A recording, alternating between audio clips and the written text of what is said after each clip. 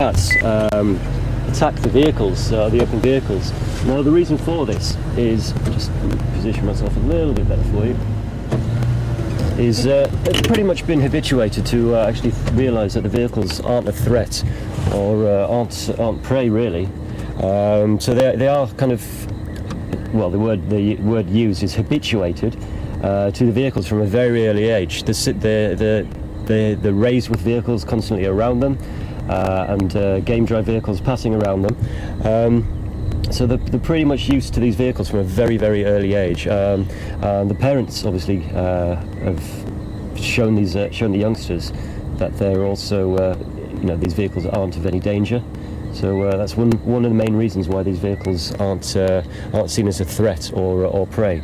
Now, obviously, when we do approach these cats, such as these, or any other cat really, they kind of see the vehicle as one entity. They don't really see it as a moving lunchbox or a buffet. But if we were to get up, wave our arms around, or even get out of the vehicle, that would break the silhouette and also advertise that that there could be meaty morsels inside, or even potential threats inside. Now, I'm going to see if I can reposition slightly, just to see if I can get a better picture. Although Jason has got quite a nice picture.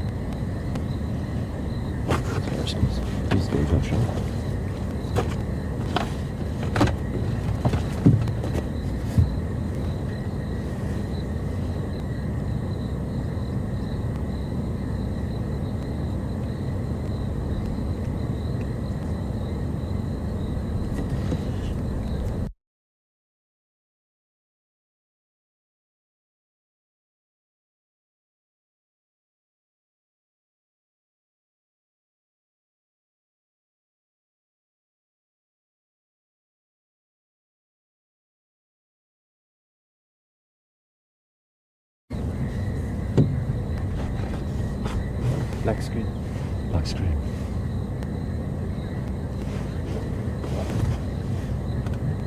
Okay, interesting. Now, I'm wondering if I can pull forward a little bit just to get a better picture for you. Yeah, I'm going to. I'm going to reposition the vehicle a bit. Now I'm thinking in through there.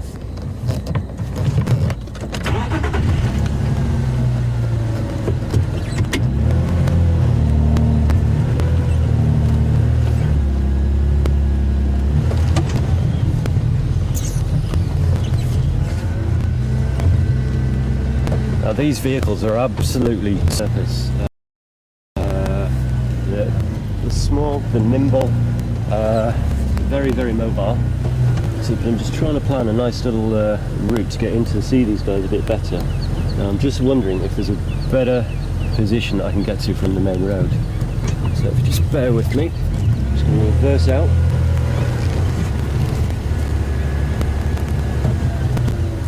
Actually,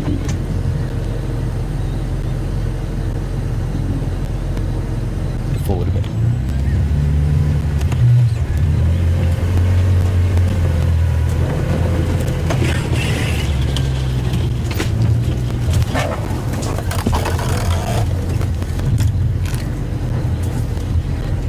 There we go. That's going to be a nice picture for you. You know, when you're set for it, Jason. There we go. Nice guys. Pull forward back an inch. There we go, ladies and gents. Is that a better picture for you? There we go. Now, from what I can remember, this is the Nkuhuma Pride? Nkuhuma or Nkuhuma Pride. I'll probably need some check my notes on these guys. There was 9 of them this morning. I can see 1, 2, lots of teeth. 1, 2, 3, 4, 5, 6, 7, 8. I think all 9 are still there. Still pretty flat cat. Just having a good old stretch. There's a bit of social bonding going on there as well.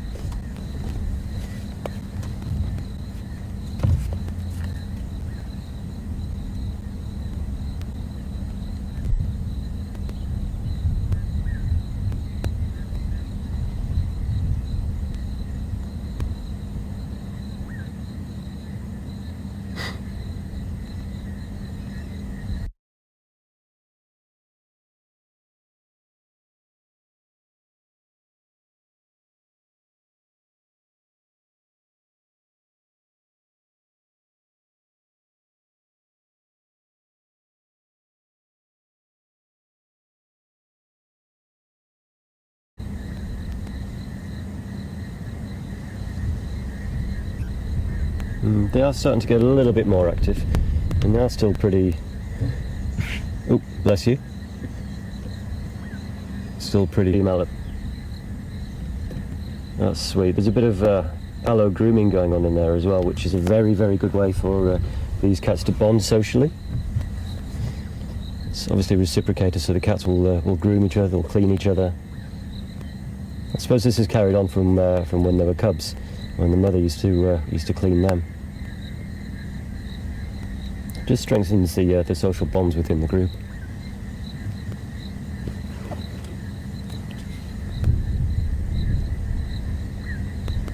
These two at the back having a bit of a cuddle, actually, by the looks of it. Oh, that's so cute. There's a bit of a playful, gentle wrestle there.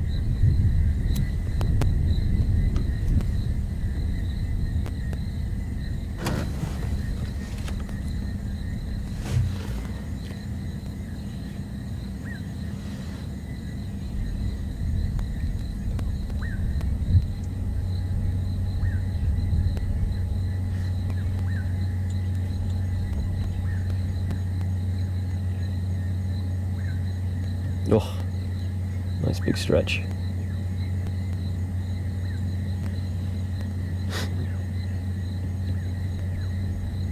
This is just lovely behaviour to watch.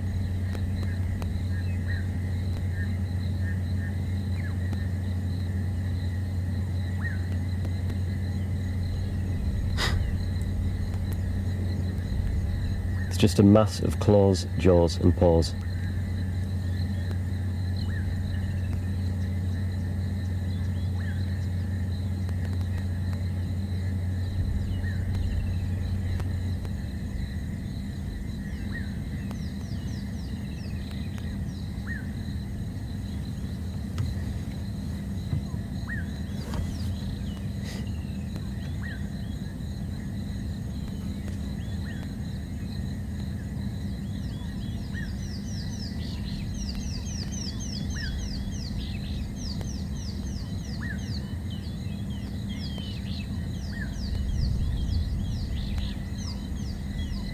Can't really think of a better way to start an afternoon. Just spending some time with some of Africa's wildlife and nature.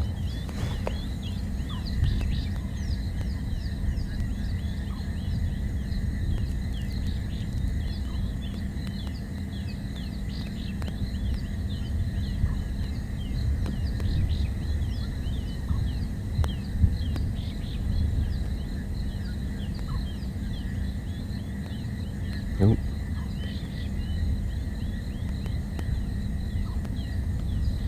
It's just the size of the paws always amazes me, no matter how many times I see lions, no matter when I see them, just the size of their paws. It just amazes me. The power and the strength that they can put behind that when they take a swipe at the prey. Or even when they're fighting amongst.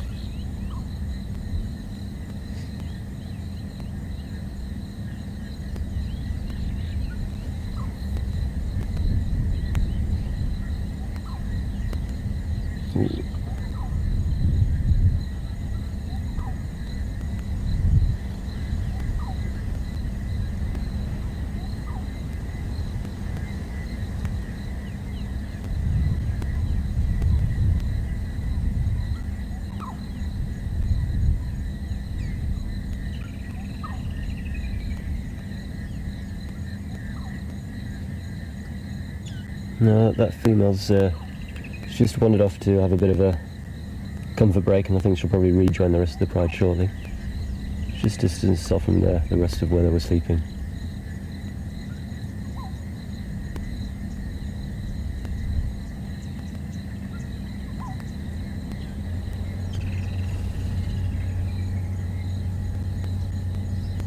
Oof.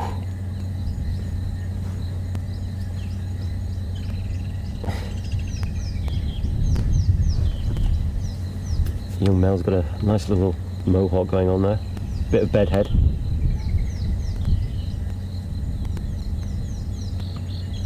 He's got the beginnings of a very, very nice mane. Oof.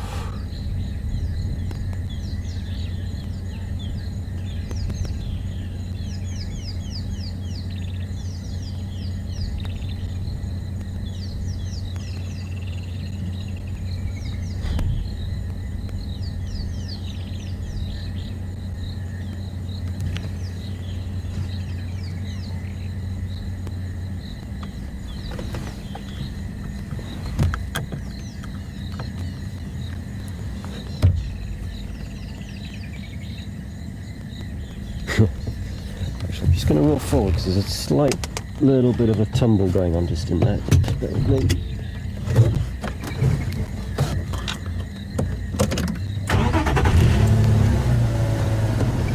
Sorry guys.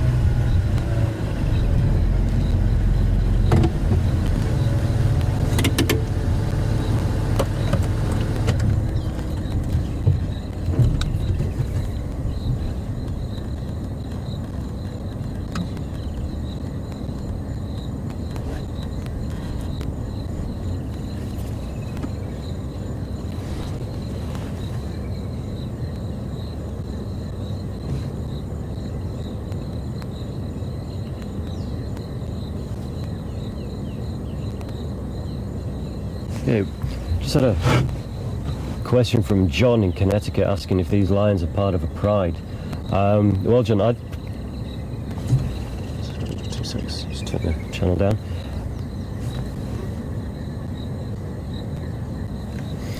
Sorry, John, just turning down my game drive channel. In answer to your question, John, these guys are part of a pride. This is probably the majority of this pride, as far as I'm aware. There will be a large dominant male as well, which will be part of this pride. I don't think it's that guy with a slightly dark mohawk that's in amongst all this massive jaws, paws, and claws. I think he'll probably be off somewhere, spending a bit of time with himself. But there's 9 here. That's a nice sized pride. So I think pretty much these guys will be their own pride with the dominant male kind of on the outskirts somewhere. He may well be just kind of taking a bit of time to himself, or maybe just going off and just exploring his territory and just reaffirming some of his boundaries. But yes, John, these guys are a pride in themselves, I believe.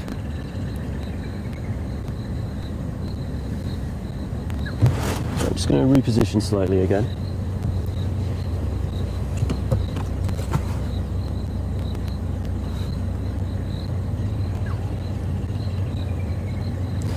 Okay, question from Julian on Twitter asking how old the male is. I only caught a glimpse of him, but he probably looks to be somewhere between maybe 2.5, maybe 3 years old at a push. He's still obviously not fully grown or fully developed, but he is quite a size already. And I wouldn't actually be surprised if there is another big dominant male within this group, if he was actually going to start to be pushed out by the dominant male within the pride. But at a guesstimation, he's probably about 2.5 to 3 years old.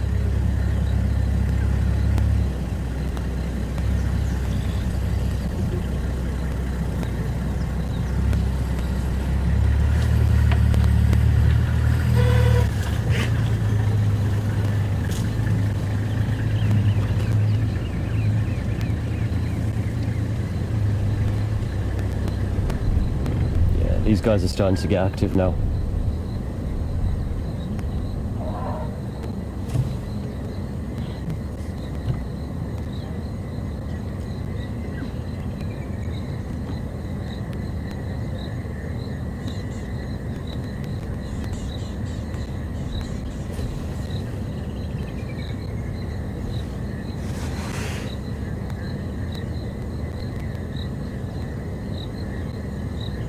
Okay, had an interesting question from Elise on Twitter asking if it's unusual to have a male with this group of females. I wouldn't say it was completely unusual, Elise. I mean, he is getting towards the age where he'll start to kind of stretch out on his own, or be forced out by a dominant male within the group. So he probably hasn't got too much longer to be with this pride if he is going to be tolerated by the dominant male. He's probably quite an older cub of one of the older females, so he's going to be related to these guys more than likely. Well, pretty much sure that he's going to be related to these guys. So in that respect, no, it's not completely unusual that he's with them. But I wouldn't actually give it too much longer before he actually kind of starts to leave this pride, because he's still showing kind of playful tendencies with some of the other members of the pride. As you can see there, some nice action going on with him. But yeah, soon he'll start to get a bit too rough and a bit too male lion-esque, as it were, and they'll start to kind of usher him out of the pride, and then the dominant male will probably kind of tell him to kind of pack his bags and move on a little bit.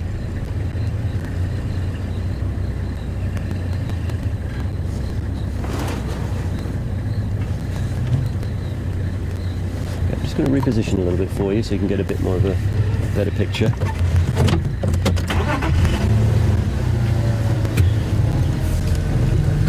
Now you can see what the female's doing there. She's just having a bit of a scent in the air. She's got a bit of a scent. Oops. How's that? How's that, Jason? Okay.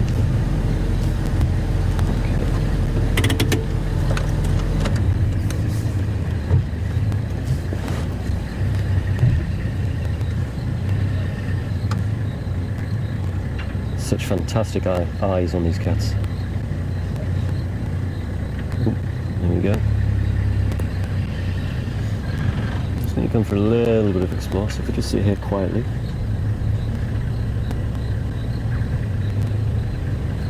Hopefully they'll come right past the front of the vehicle.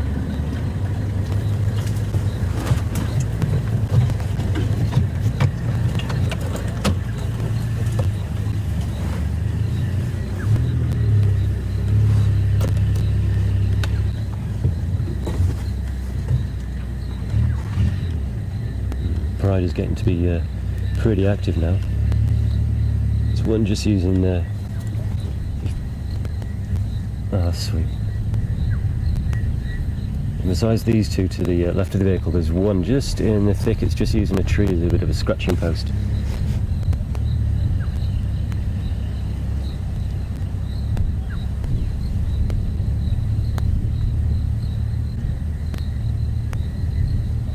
Yeah, these guys are getting pretty active, and I think, by judging by the size of the bellies, they're probably just going to move on and just maybe have a bit of a hunt, and if there's anything, to see what happens.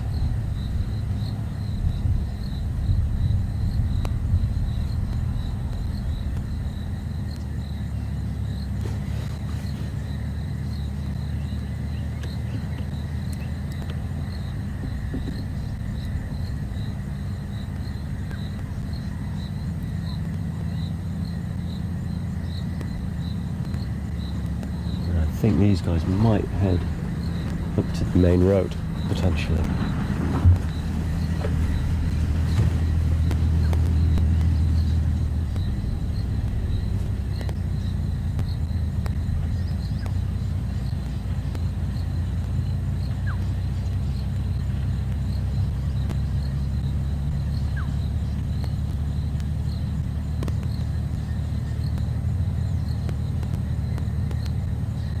He's just sampling the air to kind of see, just test any pheromones that are in the air. What we call the Fleming grin.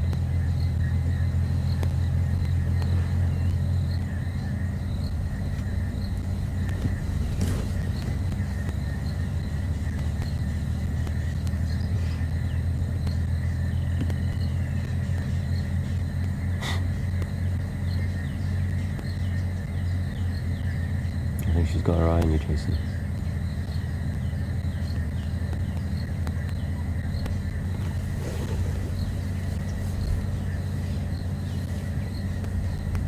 Oop.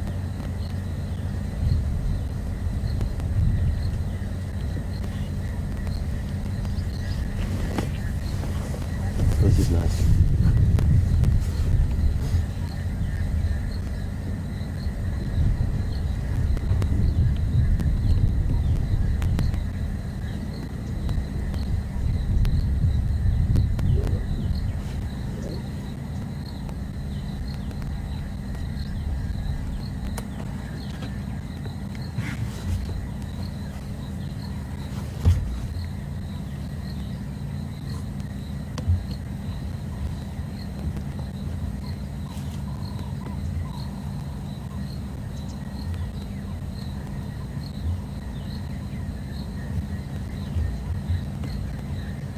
I just had a very interesting question from Valerie on Twitter, asking if I've ever heard of males which have been extradited from a pride coming back and taking that pride over from their father.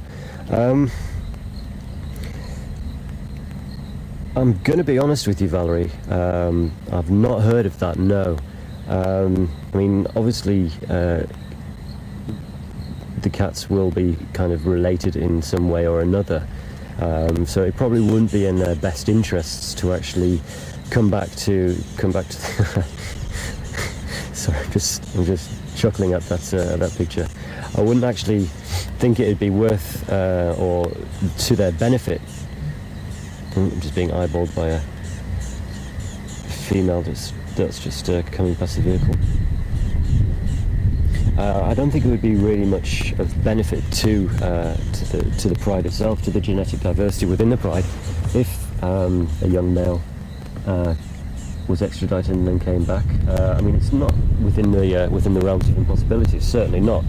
But it's not something that I've actually heard of where a male has been kicked out of his family pride and come back and taken it over and mated with the females in that pride. I think it would be to the detriment of the genetic stock within that pride, just for inbreeding purposes. But quite an interesting question, thank you. Right, I'm just going to turn around before we've got the opportunity, because these cats are moving, so we'll try and stick with them as best as we can.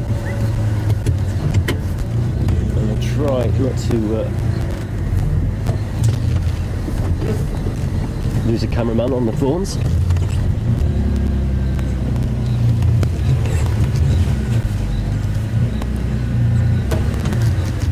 This is going to be a bit of a wiggle, sorry guys.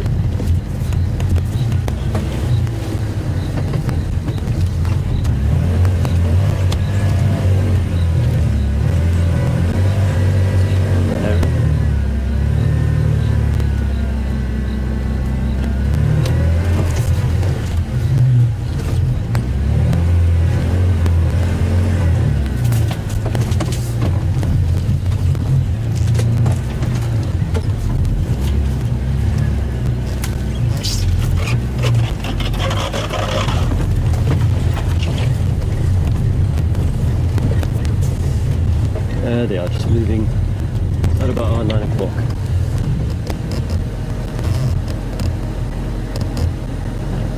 Get it there.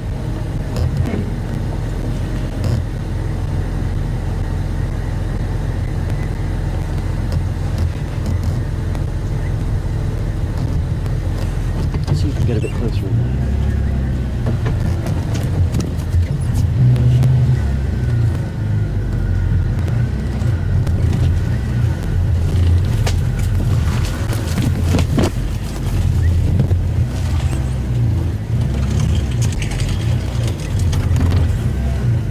Oh, the road's just there, so I'm going to head back the way we came and go onto the main road. This is trampling through all the bushes.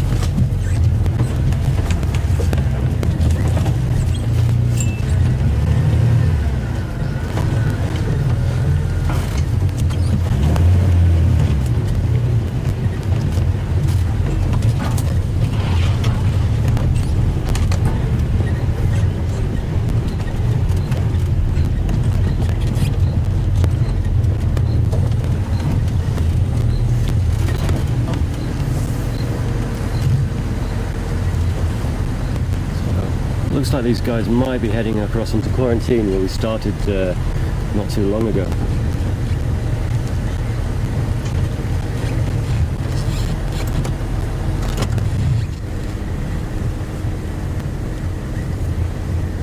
Now if you look, I don't know if you can get a shot of this, Jason, you can see the size of the paw prints that they actually produce. Quite clearly see the almost like the W shape of the 3 lobes in the trucks.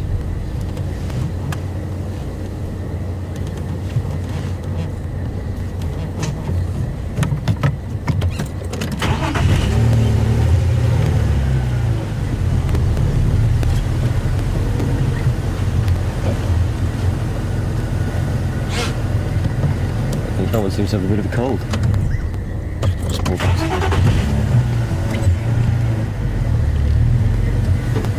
Alright, if you want to get a screenshot, now's your chance. That's fantastic. Look at that.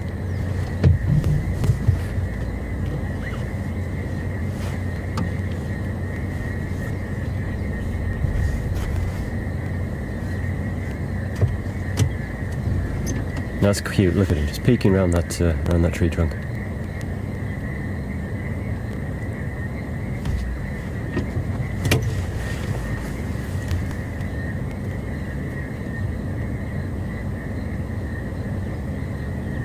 Here comes Mama.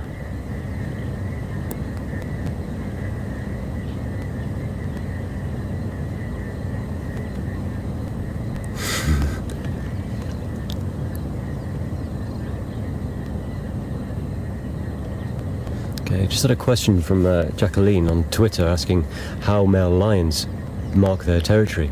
Well, Jacqueline, they kind of do it in the same respects that your domestic cats will as well. Sorry, just making sure I'm out of the shot. They'll urinate, they'll spray, and they'll also defecate around the boundaries of their territory. Scent marking. This behaviour is fantastic. Look how playful they are. So sorry, yes, just getting distracted there slightly, Jacqueline. They'll demark their territory by scent marking, and also scratching on trees and also all those sort of aspects, like your domestic cats will as well. But yeah, predominantly they'll use spray and also feces to demark their territory. Just going to roll forward a little bit, see if we can keep up with these guys.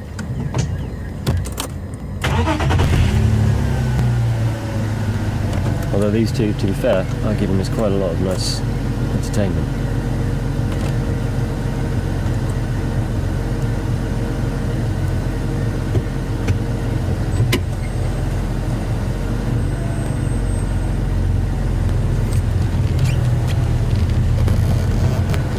Nice big female through there as well.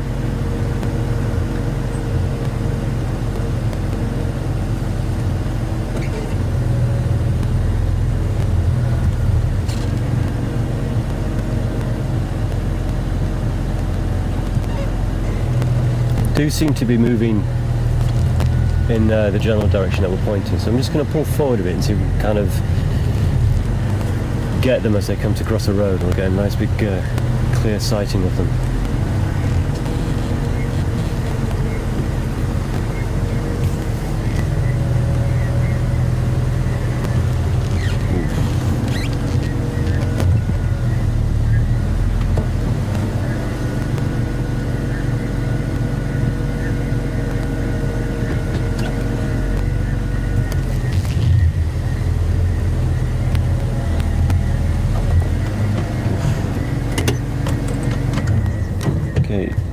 Just had a very interesting question from Jennifer in New York. Hi Jennifer, how are you doing?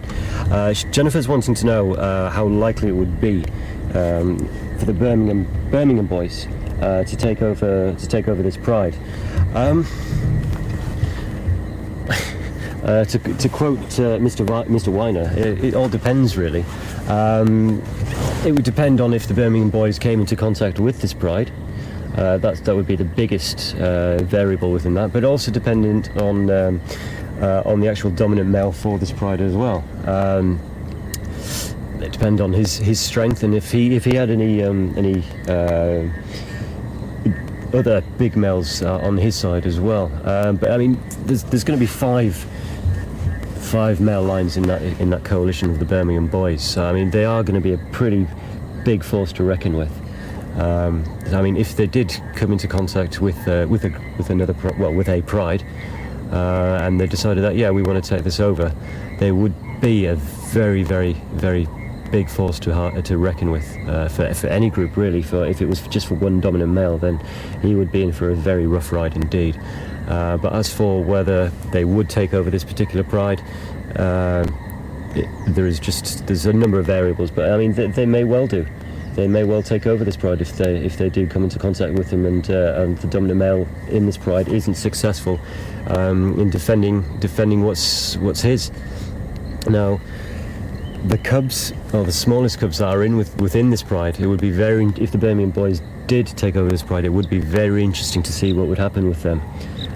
When a dominant male within a pride is killed or kicked out of a pride, the new resident male will more than likely kill the cubs, or the youngest cubs from within the pride, just to kind of ensure that it's his genetic line that is going to be continuing. So if the Birmingham boys did come into contact and did take this pride over, it would be quite interesting to see what would happen with the younger members within this group. But yeah, it's an interesting question to ask. It's just it would be a very, very interesting spectacle to watch if this pride did come into into contact with the Birmingham boys.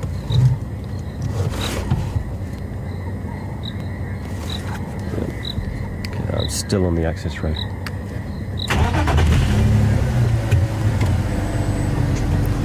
On the access road, coming back towards control.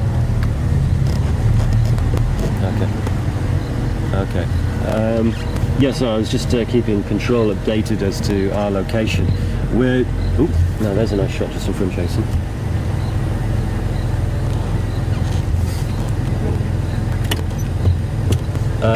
We're just probably about maybe between 500 and 600 meters away from our control room. So we haven't actually managed to go that far, but we don't really need to at the moment, because this is just superb.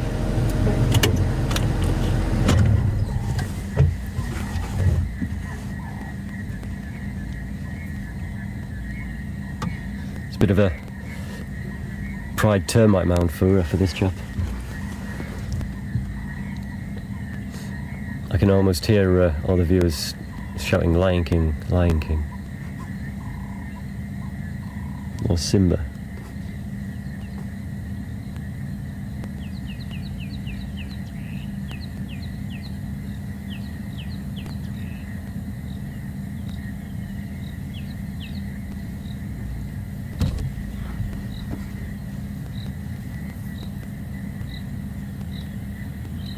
I'm just going to move. There's another vehicle coming, so I'm just going to move out of the way for them.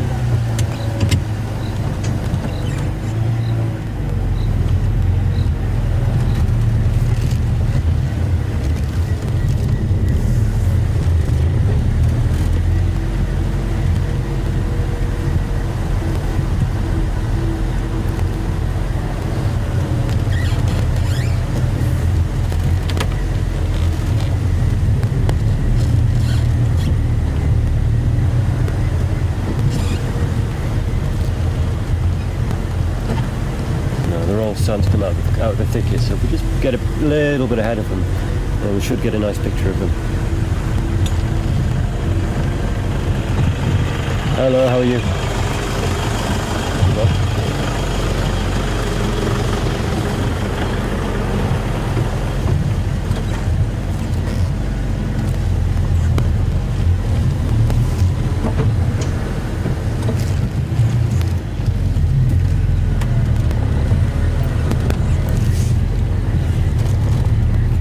A question through from Sally in Wisconsin, asking what the spots are on the back of the lion's ears. These black spots are used for as kind of like signalling the rest of the members of the pride. It's kind of like a bit of a follow me, so they can actually see them. So they're used in a bit of a communication thing, as with the tips of the black tail as well.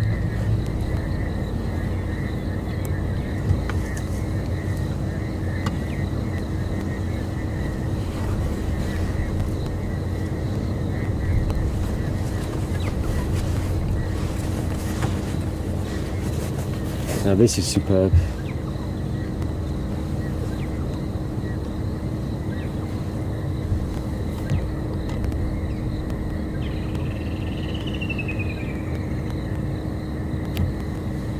And we've got youngest members of the pride just bringing up the rear.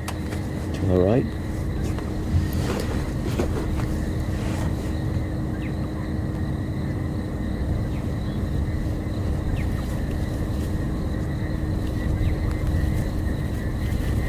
Oof. How's that for a family portrait?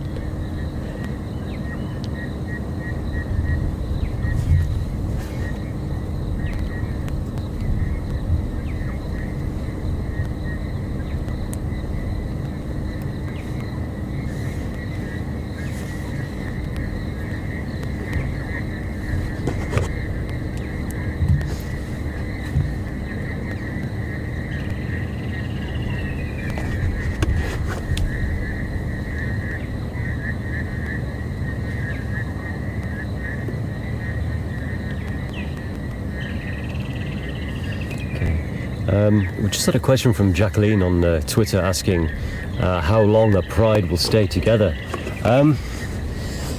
It's a bit of a tricky one to answer, Jacqueline, because usually a pride will stay together for generations upon generation upon generation. As Mark was explaining this morning, it's usually the females within the pride which kind of hold the pride together. It's the males which are the transient members. So it's kind of a rolling, ongoing family group. If one male comes over and comes along and takes over the pride by killing a dominant male, he's the new member to the pride. But the rest of the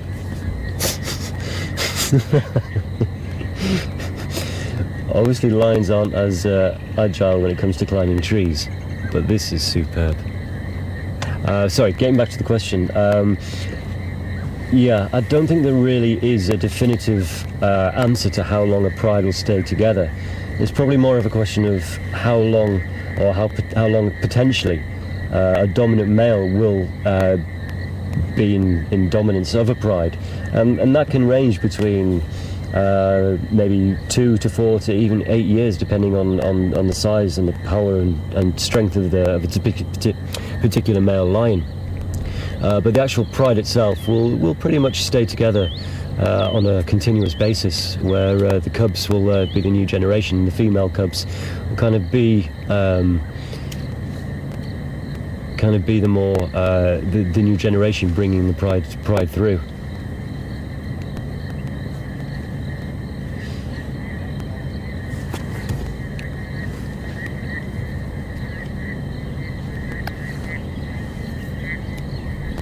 But yeah, I hope that answered your question for you.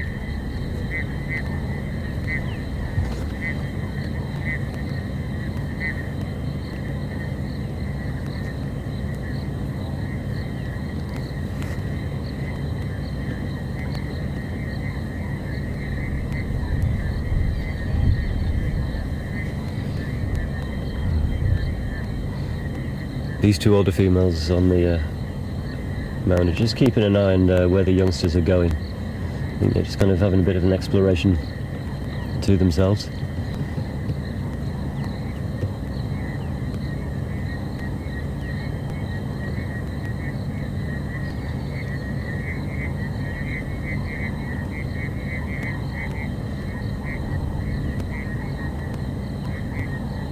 Now I hope the rest of the team that left after Big Cat Week, I hope they're all watching and enjoying these images as much as we are. This is just a fantastic sighting.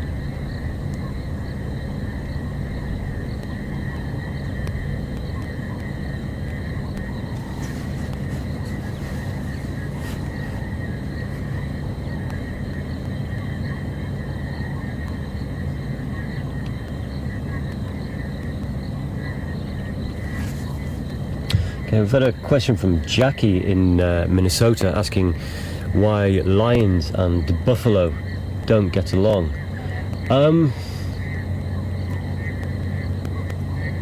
The easiest way to answer that question is the lions see the buffalo as food.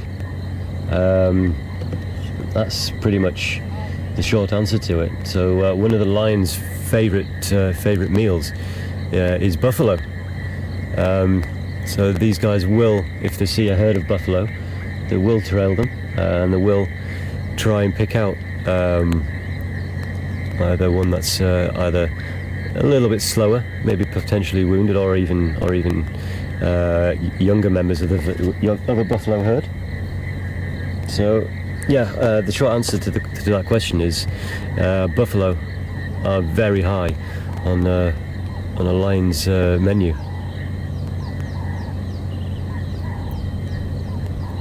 Now, one of the interesting things about the buffalo when they are under threat from lions, or one of the members is being singled out, the pride of lions will pardon me, the buffalo will actually come back and defend any members of the herd quite vigorously if they can from the pride of lions, and try and get these lions off or away from the buffalo that's being singled out and being targeted by the lions.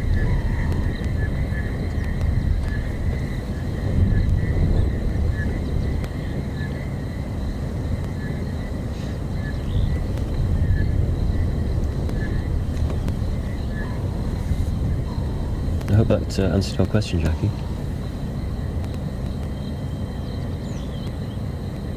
Oof.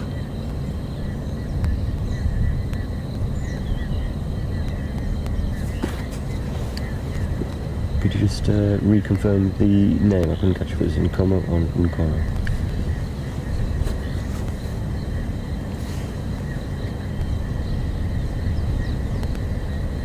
Okay, yeah, so we sat with the Nkuhuma pride, and from the last count there was 9. That's 9 of these lions, one for each life. Pretty much an all-female pride. Well, not all-female pride, but there's only one male within this pride at the moment who's got the beginnings of a fairly sizable mane. The rest are fairly immature cubs, with some quite sizable females, which one of them will be kind of like the main breeding female within the group, and will be sisters and aunties within the pride as well. But yeah, there's from the last count there was 9, and there's probably a dominant male padding around somewhere, just doing his own thing and just having a bit of time to himself.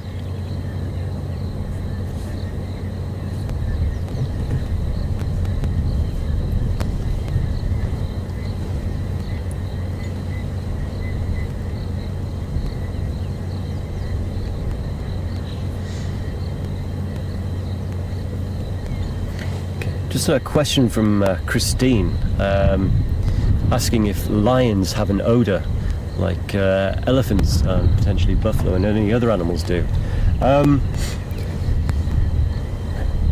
They do. It's more their scat that has that's their droppings or feces that has a distinct odour about it. From where I am at the moment, she's got a bit of a limp actually, this one. Just a slight limp in her back right leg. Interesting. Yeah, but from where I was sat, I couldn't smell these lions at all. So I'm just going to move forward and try and get a good view of these guys again.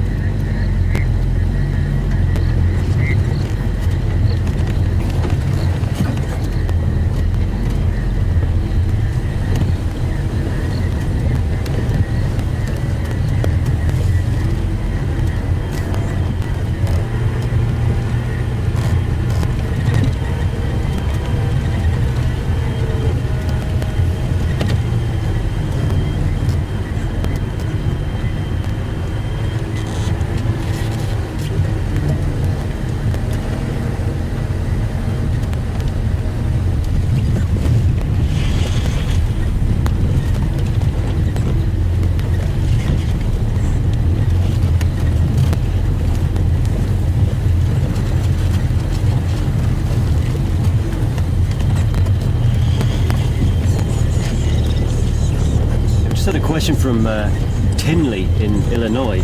Hi Tinley, hope you're well. Hope you're enjoying the ride. Tinley's just asking about the ratio of cubs born within a pride. If there's more females born or if there's more males born within a pride. To be honest, Tinley, I'm not 100% certain, so it's something I'll have to research for you. But judging within this pride dynamic, there does seem to be quite a few young boisterous males in this pride actually. Just gonna pull back a bit.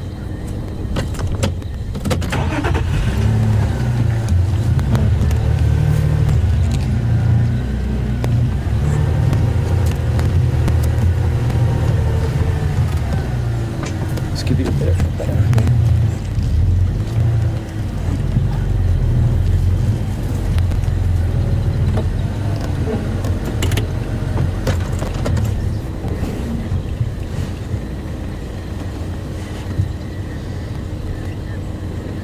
We just had a question through from Russell in Texas asking, with a pride this size, is it more difficult for them to hunt and surprise prey? It's a difficult question to answer really. Some prides will be more adept hunters than others, whereas some will not be as good. I suppose it depends on the actual pride and the area within which they're hunting and they're inhabiting. I'm just going to manoeuvre quickly because we're getting some nice behaviour. We're not getting a good view for you, so just bear with me and I'll finish answering your question as we're moving.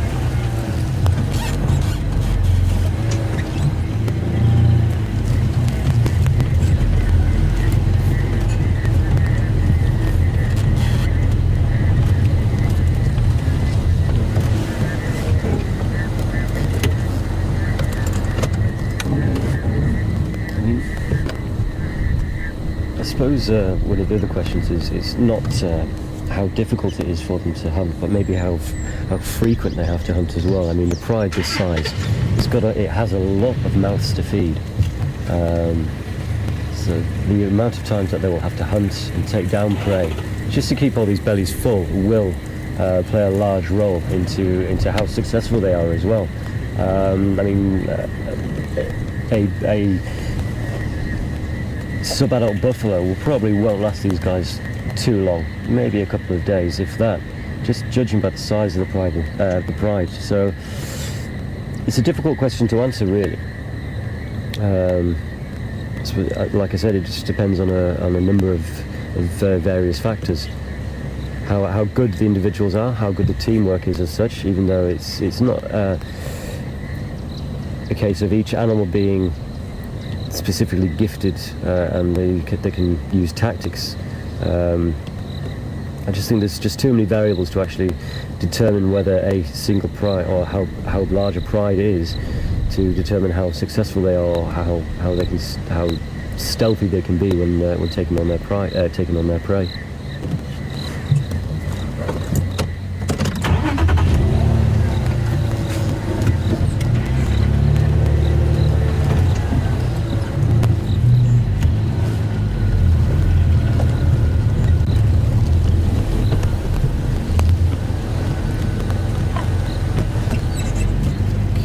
I think I got the gist of that question. It's from Tim on Twitter asking if there's a typical size for a pride.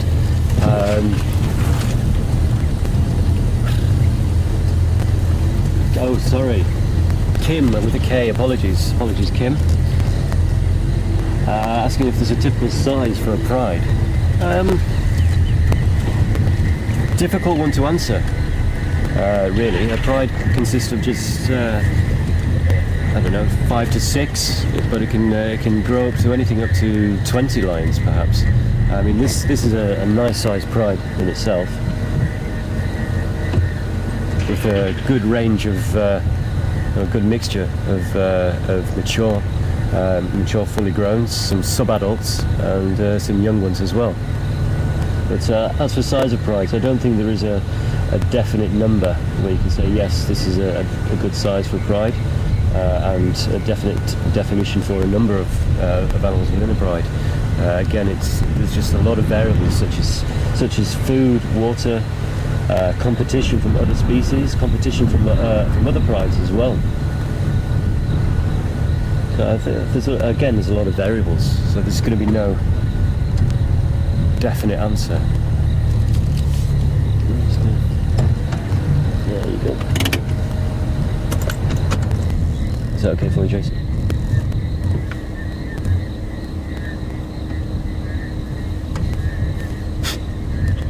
We've got the two of the youngsters just frolicking in the foreground.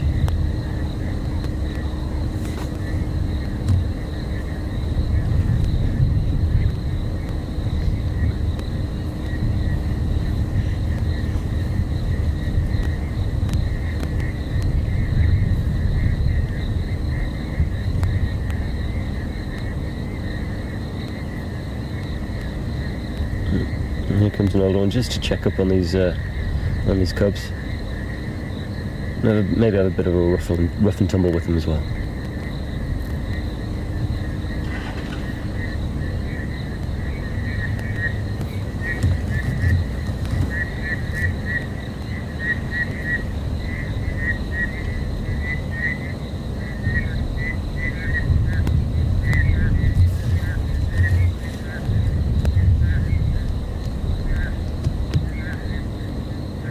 Just had an interesting question from Brianna in Texas. Hi, how you doing, Brianna? Hope you're enjoying the drive. Asking how often a male will join up with the females or the rest of the pride. He'll probably spend quite a lot of time with the pride, actually, but he'll also spend a lot of the time kind of doing his own thing. I don't think there's a set ratio where you can determine, okay, yes, he'll spend 60% of the time with the pride and 40% of the time kind of patrolling the boundaries of the territory or the home range. He'll probably just pretty much come and go as he pleases. So yeah, I don't think there's any real definitive ratio to the time spent with the pride. It's just he'll come and go as he pleases. If he's wanting a bit of company, maybe, because lions are probably the most sociable of the big cats. So they do like to spend time with each other.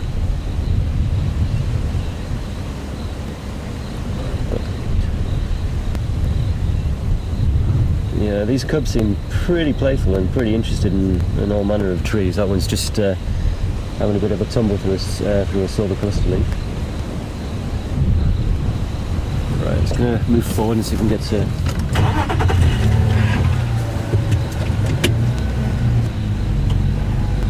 some better images for you. Sorry I'm making your life difficult here, Jason.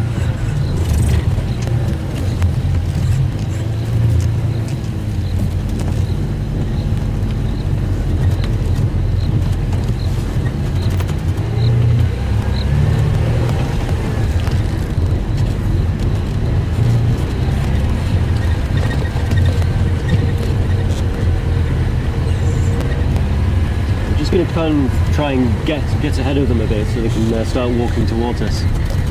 They're already making their way through some clearings. You just see them on the left hand side, just about 10-11 o'clock. So I'm just going to come around this corner and then cut in if I can.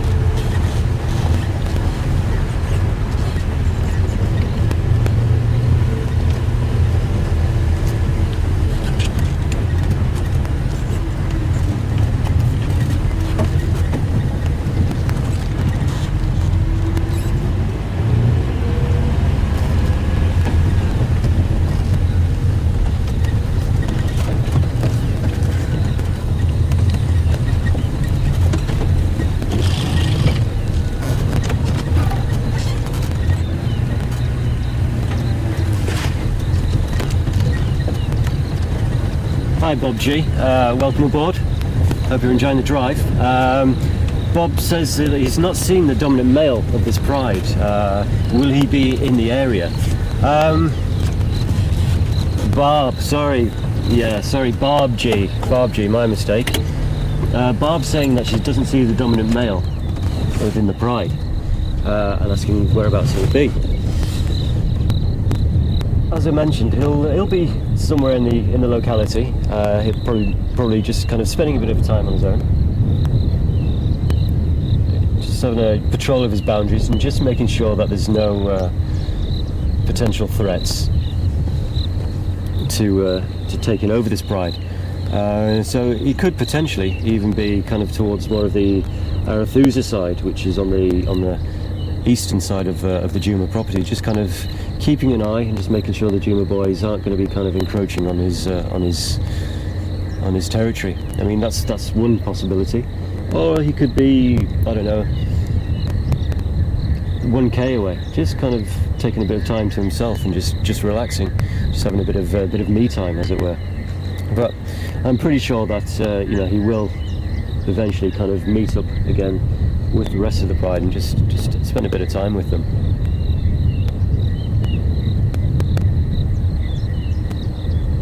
It's a good observation there, Bob. Very good observation.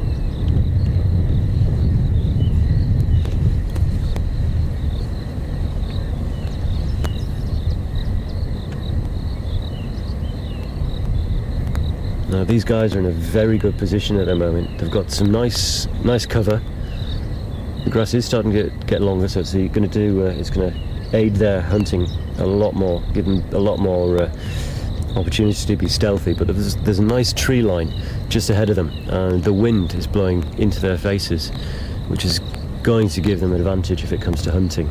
Because if there's any potential prey, such as buffalo or anything else in that tree line, they're not really going to have too much of an indication that these lions are approaching, whereas these lions will be getting a good scent of anything that's going to be ahead of them.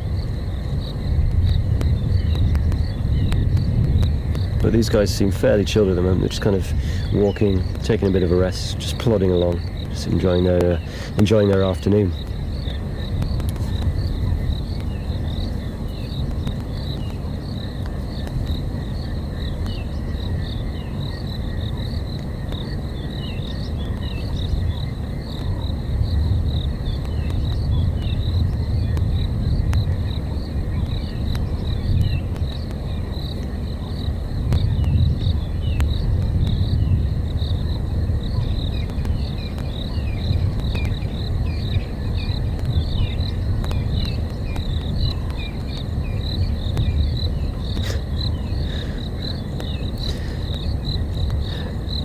Ooh,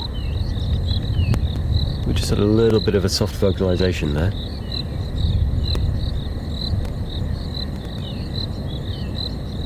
So we had an interesting question from Marilyn in Canada, asking if lions will sidestep a puddle like domesticated or house cats would do. I'm going to be honest with you, I'm not entirely sure. But maybe if we follow these guys enough, then potentially they would sidestep a puddle. I mean, a lot of cats don't like getting wet, and there's only a few species in the world that actually do enjoy a bit of a swim. I mean, tigers like to swim. So it is potential that they will sidestep a puddle. But in all honesty, I'm not 100% certain on that answer.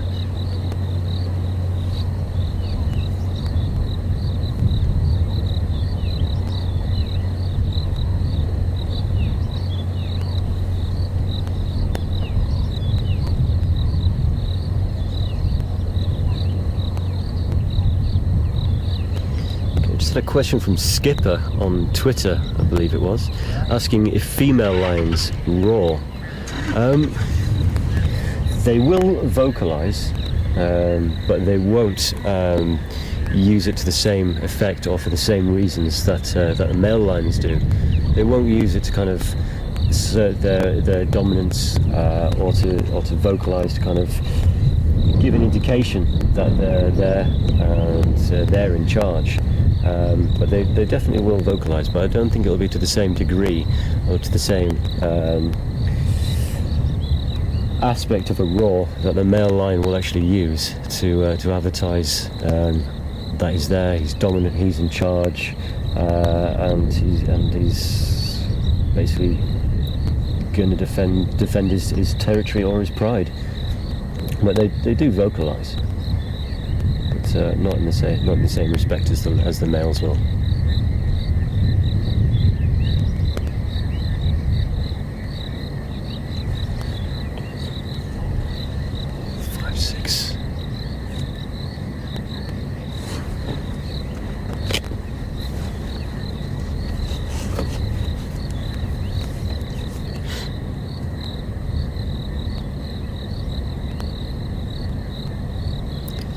Hi Sharon, how are you doing? Interesting question from you, asking if lions have a Jacobson's organ like a domestic cat has. Sharon, I'm sorry to say, your domestic cat doesn't have a Jacobson's organ. It has something called a verminasal organ, if I get the pronunciation correct, which is kind of similar. They do the Fleming grin to in a way taste the air to see what pheromones are in the air. But the difference between a Jacobson's organ and the verminasal, can't get the word out, organ, is the Jacobson organ actually helps determine an animal such as a reptile if there is the pheromones or what they're sensing is to the left or right. Because mammals have such a better degree of sight, they don't actually need to use this to determine whether to go left or right, or which direction the pheromones or the scent is coming from. So it is a very similar organ in some respects, but the verminat, the one beginning with a V, can't get my words out today, it's not as developed to help them determine where the direction of the scent is coming from, because they have heightened other senses such as sight to help determine where the scent or the pheromones are originating from. But yeah, it's an interesting question now, thank you.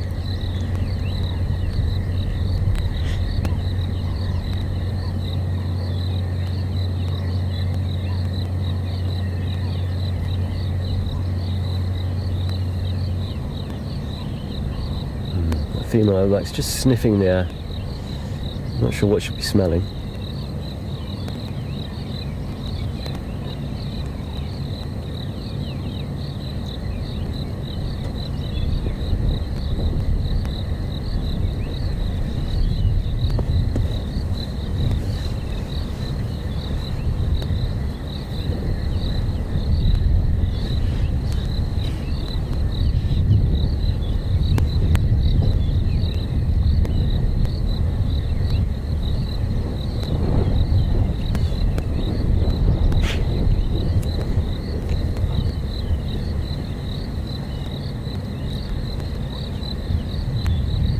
Female does appear to have a bit of a sniffle.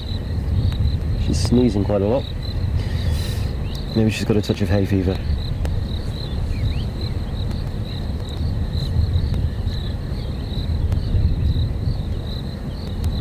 Bit of a cursory flick of the tail there.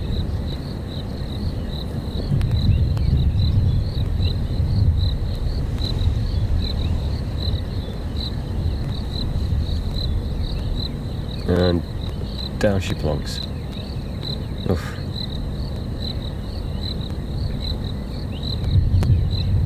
That male in the background looks as though he's going to have a nice sizable mane on him. Nice dark stripe running down the top of his head.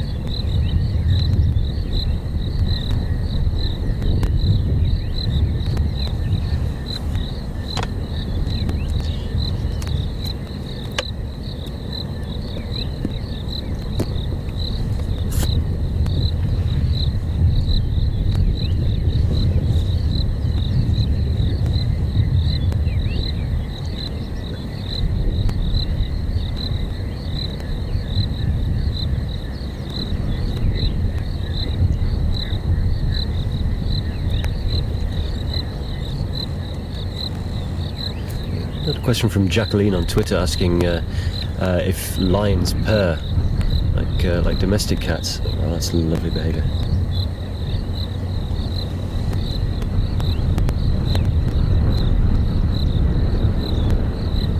Sorry, I'm just watching what these two are getting up to at the moment.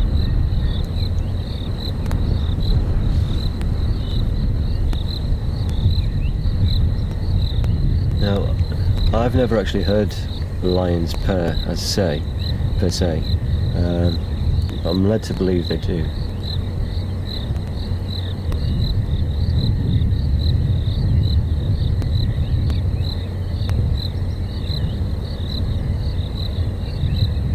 However, I'm not really in the mood to start tickling their chins to see if it's going to work.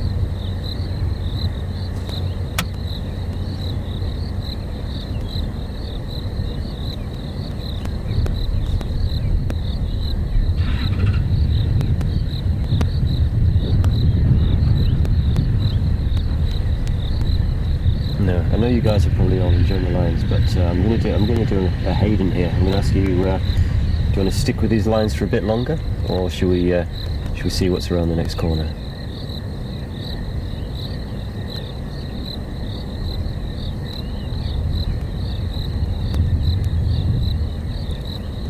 So if you want to send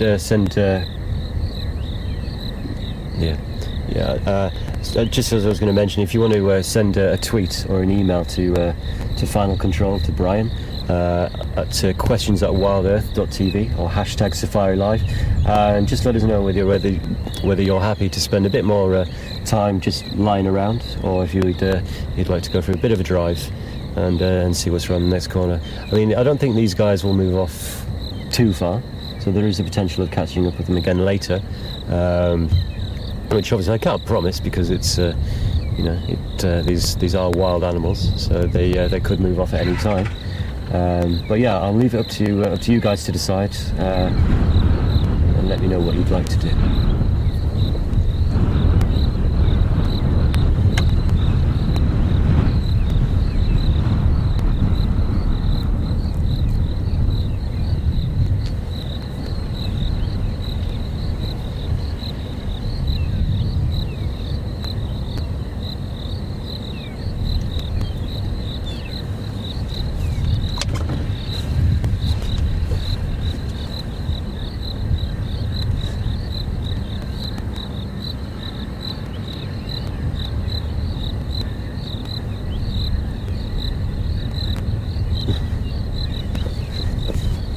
Okay, I think it's a resounding majority to stay with these lions.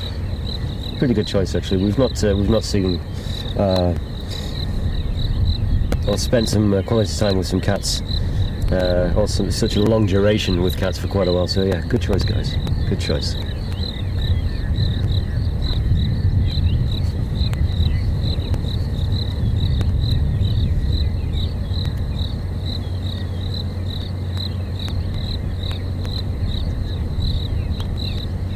That's quite a nice picture. If you just pan across, there's the young male just resting his chin on the female. That's quite a nice scene.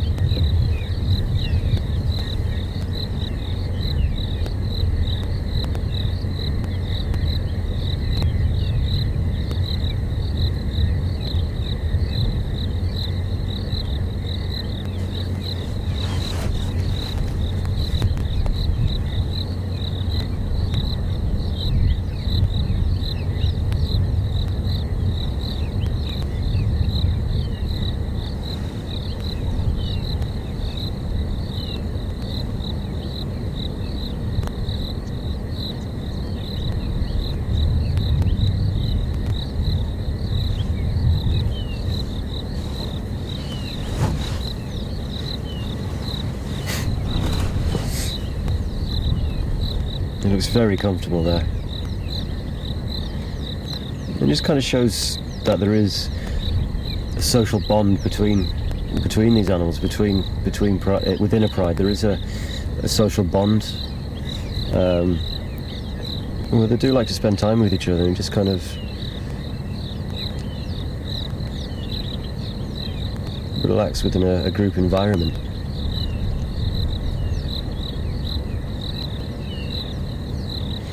Just having a bit of companionship, I guess.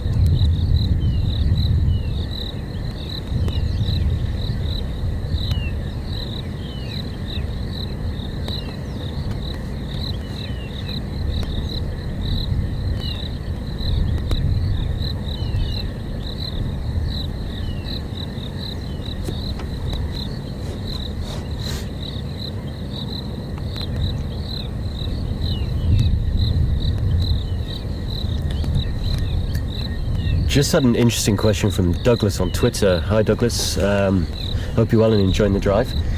Douglas is wanting to know if I or we avoid making direct eye contact with the lions when we're in situations such as this and in close proximity. I personally do. I think it's probably a pretty bad idea because it's kind of showing these lions that you're just showing them maybe a little bit of disrespect in a way.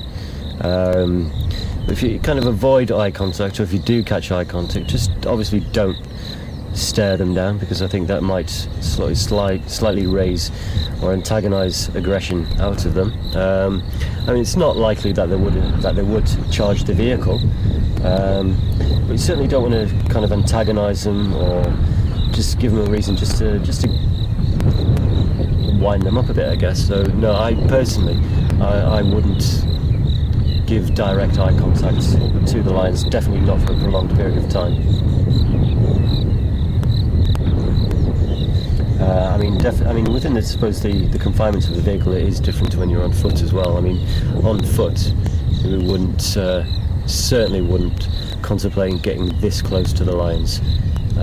So there'd be no real reason to have direct eye contact with them. I mean, if you were on foot and you were to get this close into the lions, it wouldn't be on purpose. It'd probably be a bump, or what we call a bump encounter. And in those circumstances, you certainly really wouldn't want to make direct or prolonged direct eye contact with the lions. And you'd want to give them as much space as you can and move away to a more comfortable distance. Not just a comfortable distance for you, but also the lions as well.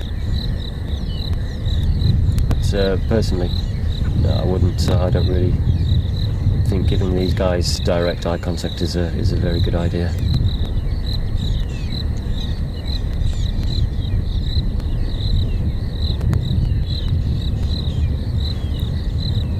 The wind is swirling a bit more now, so it's not just coming from one direction. So be interesting to see what these guys do shortly.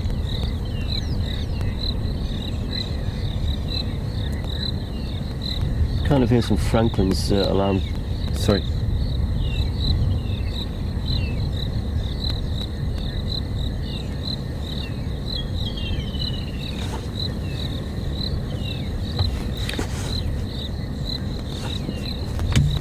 Sorry, could you just repeat the name, please?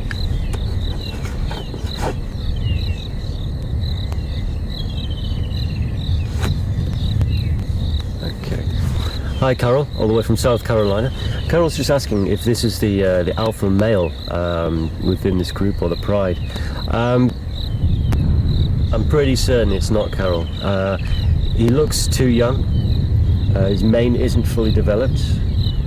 He's still pretty much earlier, not so much now. He's kind of just chilling out now. Still kind of displaying behaviour of a sub-adult, so he's just having a bit of a rough and tumble with some of the other members of the pride. The more mature, dominant males, they will still have a bit of a rough and a tumble, but he was just kind of showing that he's still a bit immature. I think his mane isn't fully developed, and he certainly really isn't sizable enough to be in control of a pride, especially his size. So I'm pretty certain this guy is not the dominant male. As I mentioned earlier, there will more than likely be a dominant male somewhere in the vicinity. Obviously can't be 100% how far away he is, if we've not seen him, but he'll be either spending a bit of time by himself or just patrolling his territory and just reassuring his boundaries. But I don't think that this guy will be the dominant male within the pride. He's just, to me, he seems too young. A nice question, and something you can kind of expand on. Thank you for that.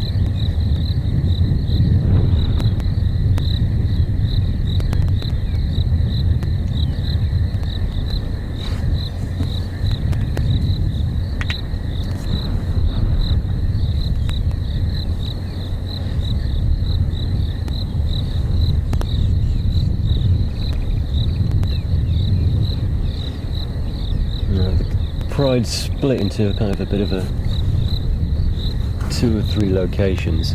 I don't really want to kind of put my vehicle too much in between them and create a bit of a barrier. So what I might do, just pull back a bit, because we've got a few young ones to our left, and then a bit ahead of them we've got a large majority of the pride, and then we've got the 2 big female and the larger of the males in front of us. So I'm just going to go towards the younger ones, I think, because they seem to be the ones that have displaying a bit more activity. Like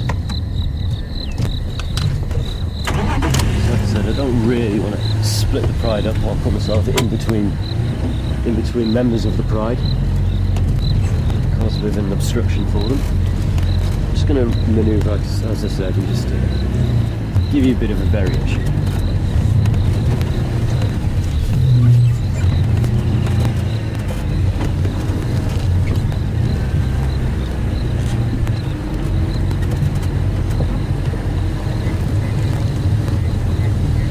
And actually, if I can get in the right position, you might be able to get a good view of the entire pride in a line.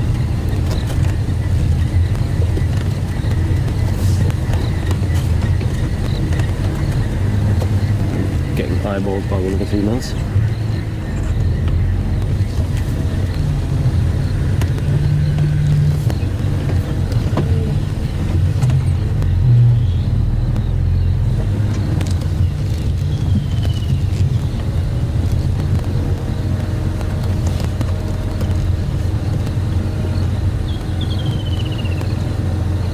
Oops, sorry lady.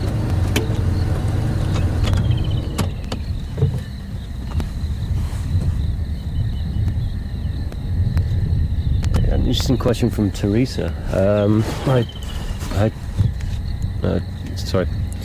Question from Teresa on email, just asking if TB or tuberculosis is a problem within the Sabi Sands, and if lions are susceptible to it. Unfortunately, yes, they are, Teresa. Lions are susceptible to bovine TB, which is usually carried within buffalo, and she's also asking if the lions will avoid eating any part of the buffalo to reduce the risk of contracting the illness. No, Teresa. Unfortunately, they don't. They'll pretty much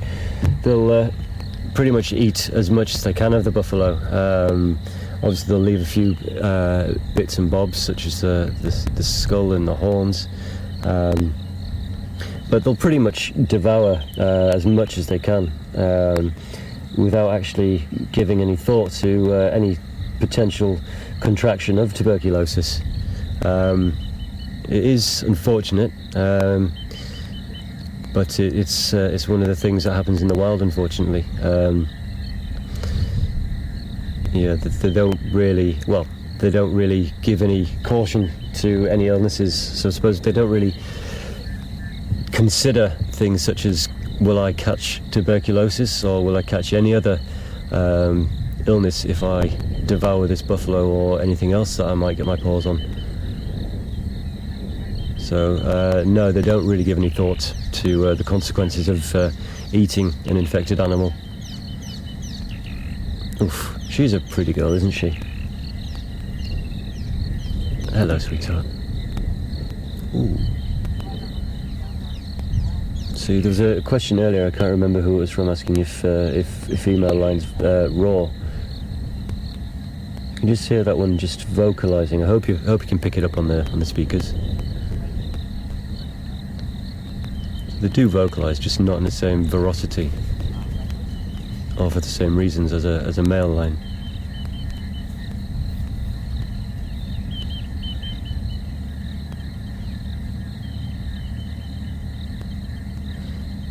I mean, potentially she could have been just vocalising just to see if the dominant male was in the area. I mean, that's a definite possibility.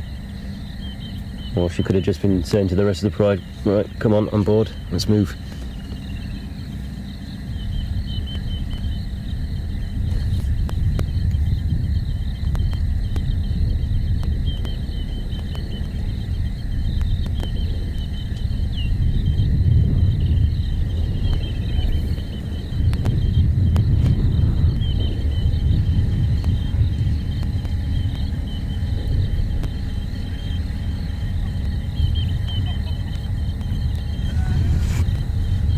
Hi Don in Pennsylvania. Just asking a good question there. Will these lions take a hunting opportunity if it presents itself?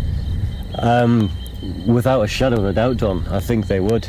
The lions don't just actively hunt, they're opportunistic as well. If a herd of buffalo were to start crossing this open area, and they were to have the, I suppose, to use the word again, the opportunity to take down one of these buffalo, yeah, they would definitely do that. I mean, not necessarily a buffalo, it could be zebra, it could be any other potential prey species as well. I mean, they would definitely take opportunity for a meal. I mean, it would even be a case of if they already had a kill as well and they were busy feeding on that, if an opportunity arose to take down another animal, they would definitely take that opportunity again. They never know when the next meal is going to be available to them. It's not like they can just pop down to the local supermarket or to order a pizza or anything like that whenever they want. They need to take whatever opportunity they can get. So if something did come along, for certain, they would definitely do their best to try and take it down, or at least give themselves an opportunity or an opening to take down their next meal. I'm just going to move a little bit. These guys are just kind of edging a bit more further forward.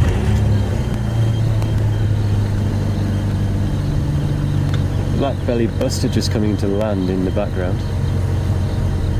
Black-bellied Quran, whichever name you want to use. Oh, and there seems to be another one coming in as well.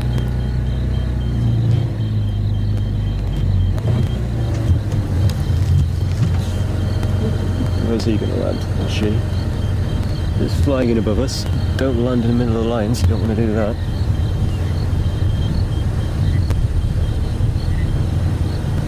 Fantastic panning work there by Jason. Very well done to keep up with that, man. Fantastic.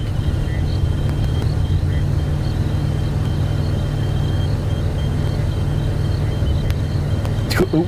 Now this could be quite interesting because he seems to have attracted the interest of the cubs. Don't think they'll be able to catch it, but they'll certainly have a go to have a quick play with that. Oh, there he goes. Cub's just disturbed it and it's just flying off in our general direction.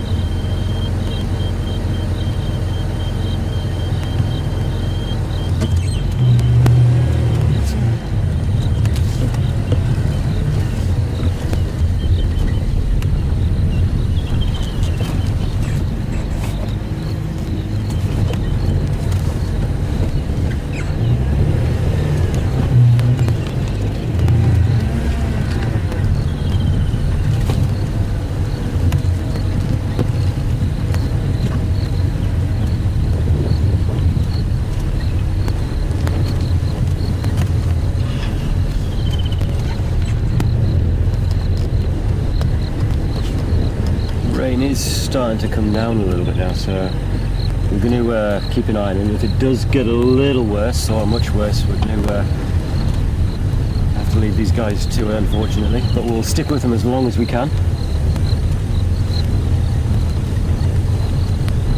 I do apologise for a few spots of water on the lens.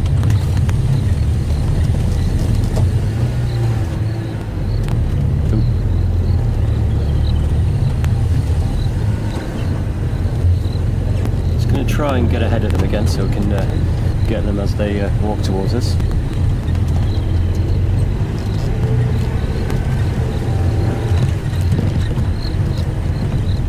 The youngsters are just having a bit of a rough and tumble to the right just ahead of us. Just get around these bushes and you'll be able to get a good view of them.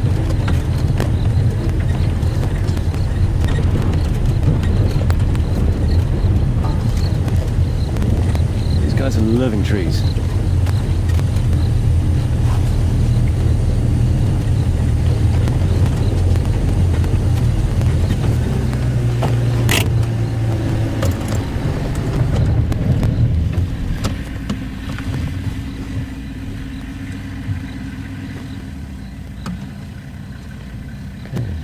Got a good question from Jonathan in Ontario, Canada, asking if there's a dominant female within this group.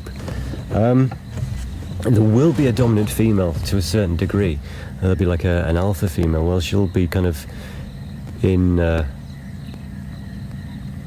kind of control of this pride and kind of just lead them a little bit, while there's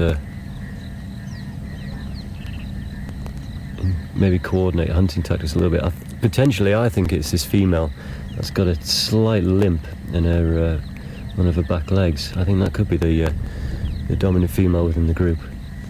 She looks to be a little bit older than the rest of them.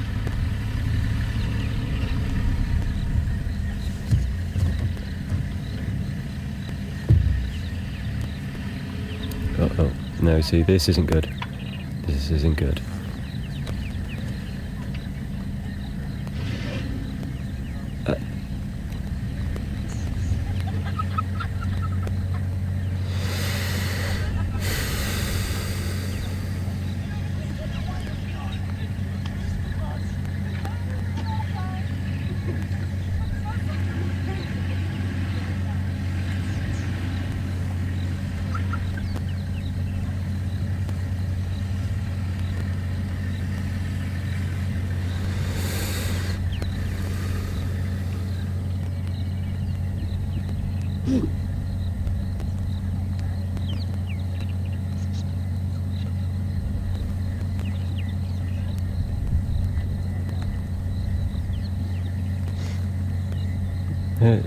Nearly called them a herd then, apologies.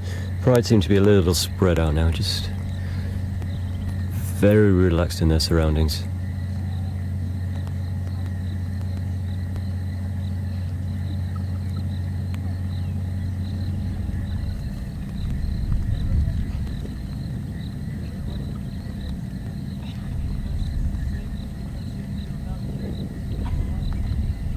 That's a lovely shot you've got there, Jason. Really nice.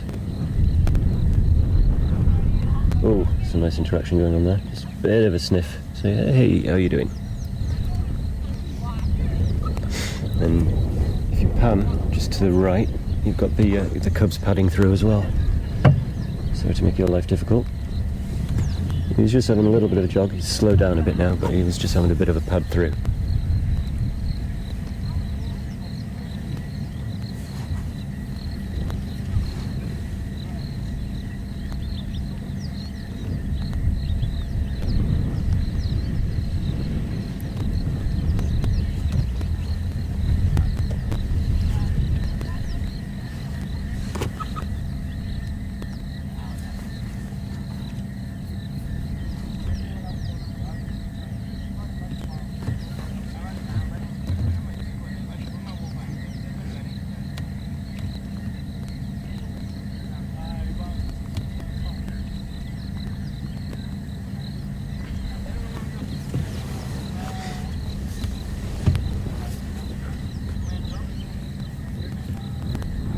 So the voices you can hear in the background, we've got a couple of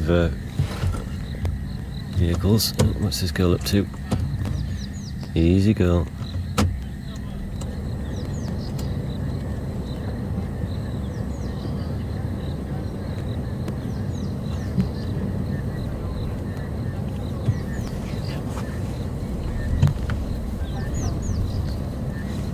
She's definitely caught the scent of something.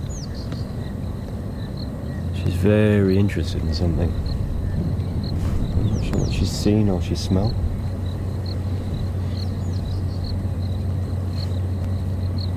See, her ears are pricked up. She's looking quite tense. She's got her eye on something. What can you see? What can you see? I think she's having a bit of a stalk, actually. Oh no, I can see what she sees.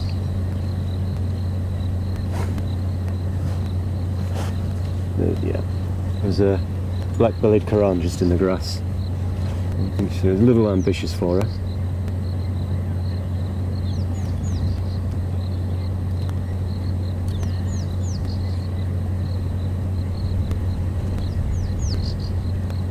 There's a black-bellied Karan just kind of parked in the grass. I think it was a little bit ambitious for her.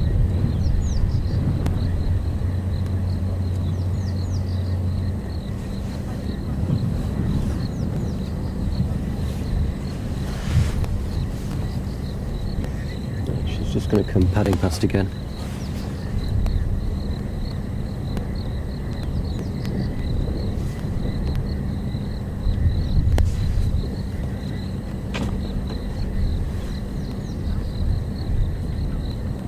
Easy go.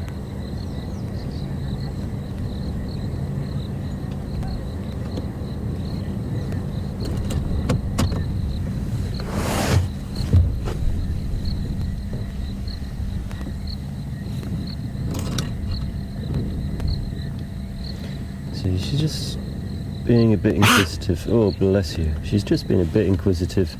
See, these vehicles aren't quite the same sort of shape and size of the game drive vehicles, so they are a little bit different to what they're used to. But oh, she's getting quite playful and boisterous. Sorry, as I was saying, so they do potentially show a little bit more interest in what these vehicles are.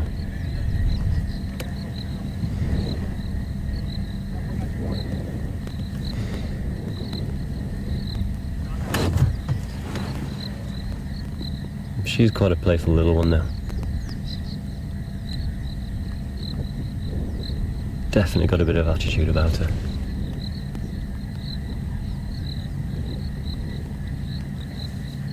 Yeah, that's a fantastic shot, Jason.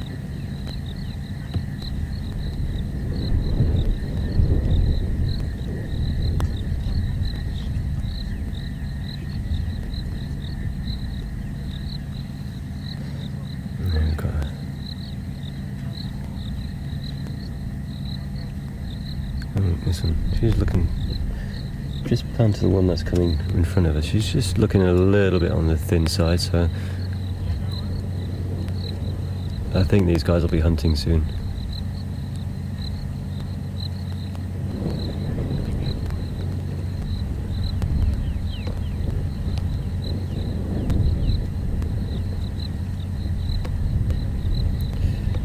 Just had a nice question from Dan in Middletown.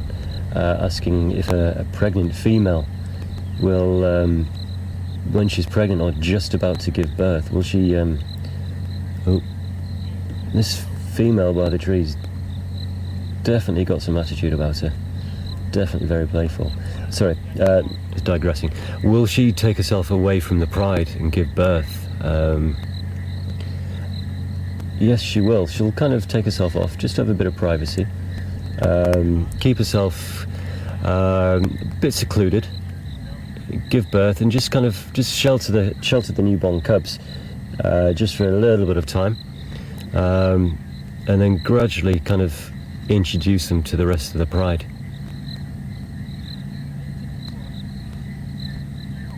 These girls are getting very frisky. Not sure if you can get a close-up of the ones pawing on the tree, but you can just get more of a size comparison, or a good idea of the actual size of their paws, and of course the claws that are attached to them. Oh, wow! Definitely don't want to get a clap from one of those. But sorry, yeah, digressing slightly away from that. A female lioness will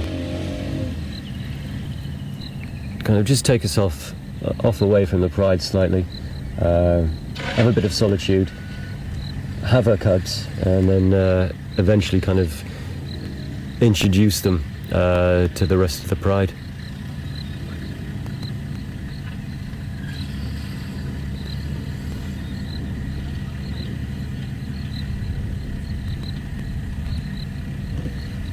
These guys are starting to move. They're definitely being active, and they are getting very restless. So I'm kind of wondering if they're eventually going to hunt.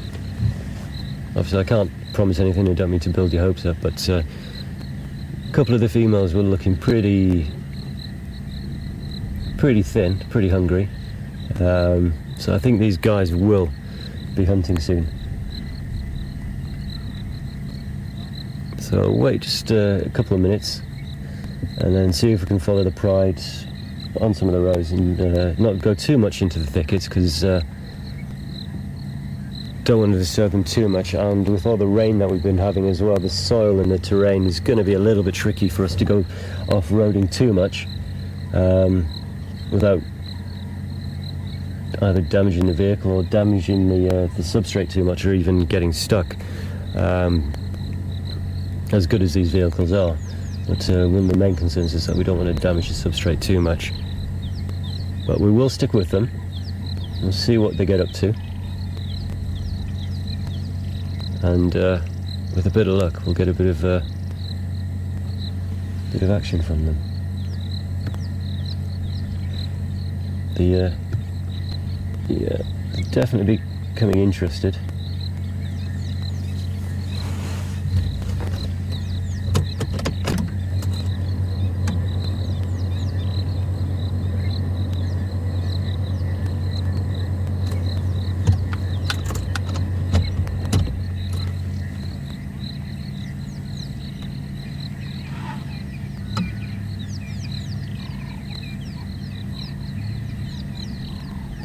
Okay, we've just had a message from a gentleman by the name of Peter Brass. You guys may well have heard that name before. He's one of the original members of the Wild Earth team. He's one of the integral members of the Wild Earth team. I'd like to stress that. He's one of our tech geniuses. The guy who's been a part of the team that's been responsible to bringing this fantastic, these fantastic images to you. He's actually the technical director for Wild Earth. Just a quick shout out and hello to him, and say hello to Jamie, Lee, and Damien, who are also watching. So good afternoon to you guys, and I hope you're enjoying the drive. And there's some of these lionesses are proving to be quite, for lack of a better word, boisterous in their behaviour. They're getting quite brave and interesting to watch. So we're just going to come round on the road and just follow them for a little while and see what we can see what activity we can watch. There is an old road here, so rather than blasting through the bush directly, we'll take a bit of the road round.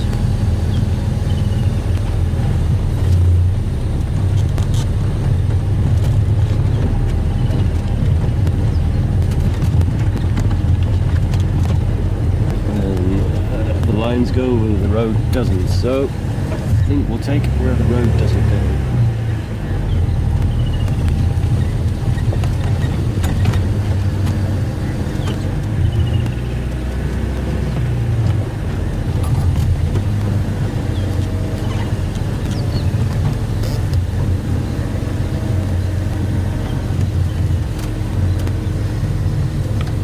Like I said before, I don't want to get too close to these guys. Just give them their space, just respect their space a bit. Don't want to pressure them into doing anything they don't necessarily want to do or naturally do. That's one of the most important things about being on safari or observing wildlife, is not to interfere with it, or cause as little interference as possible. Just observe them in their natural environment, doing what comes naturally.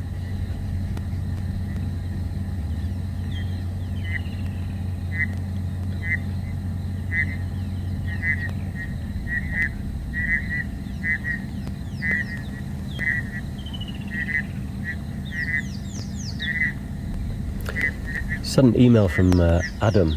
Hi Adam, hope you're doing well, hope you're enjoying the drive. Asking how long lions live. Gonna have to be a bit of an ambiguous answer to that question, Adam. There's no real way to say. Ooh, sorry, I didn't even see this one coming through. Apologies. No real definition of how long a lion will live, because there's too many variables. I mean, obviously, they could. When they're young, they could. Sorry. Oh, this is. I'm just going to reverse a bit.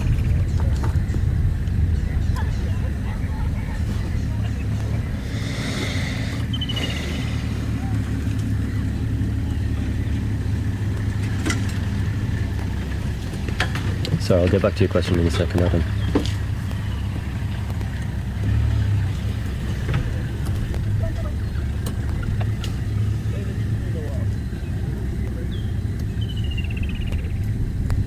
So I was just watching what was going to be happening here. Sorry, Adam. Yeah, there's no real definition or definitive answer that can say that a lion will live to X, Y, and Z years old. There's too many variables involved. I mean, a young male lion, when he's attempting to take over a pride and go for dominance, he could be killed and injured, or injured and killed even, or the other way around. Or they could, I don't know, become injured whilst on a hunt. But a good age for a male lion to, you know, basically be successful, to take over a pride, sire some young, and live to a fairly decent age. Will probably be to about 12, 14, maybe 15 years old. But that would be a good age for a male lion in the wild. Females maybe a little bit longer, depending. But again, there's just a lot of variables within that. They could lions could become ill, could become injured and unable to feed. But roughly, you know, between the sort of rough age would be between 12, 14, 15 years for a male lion, maybe a slightly longer for a female, depending on circumstances. But thank you for your question, Adam.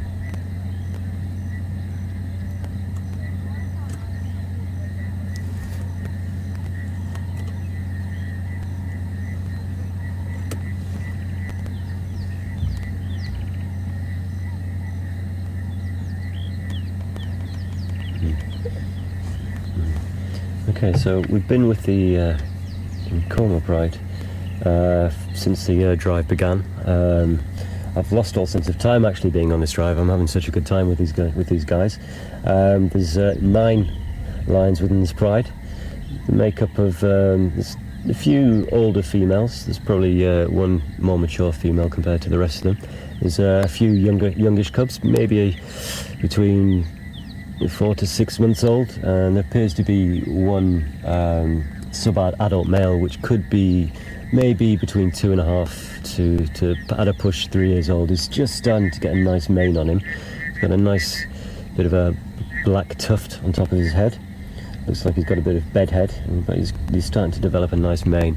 We've followed these guys probably for about maybe about 2.5, 3 kilometers from where we first picked up on them, just off the Viatella access road, which is about 600 meters from our final control. And we just kind of observed them wandering through the undergrowth, having a bit of a play, having a bit of a lie down, and just basically just enjoying watching them behave naturally, just at a nice comfortable distance. We've had a nice bit of play action from the younger cubs, a bit of interaction with the older members of the pride as well. It's been really nice to watch them. And within the last half an hour or so, they have become a bit more active. They have kind of given signs that they are potentially going to hunt this evening. They are looking not so full and lethargic, so there is a good opportunity and a good possibility that they will actually hunt either this evening, tonight, or even in the early hours of the morning. But we will try and stick with them as close as we can, obviously keeping our distance to a respectable distance and not trying to push them into doing anything that they don't want to do, or into a situation which could cause them either harm or antagonize them, or just any unwanted or untoward aggression. But just enjoying their company quite nicely.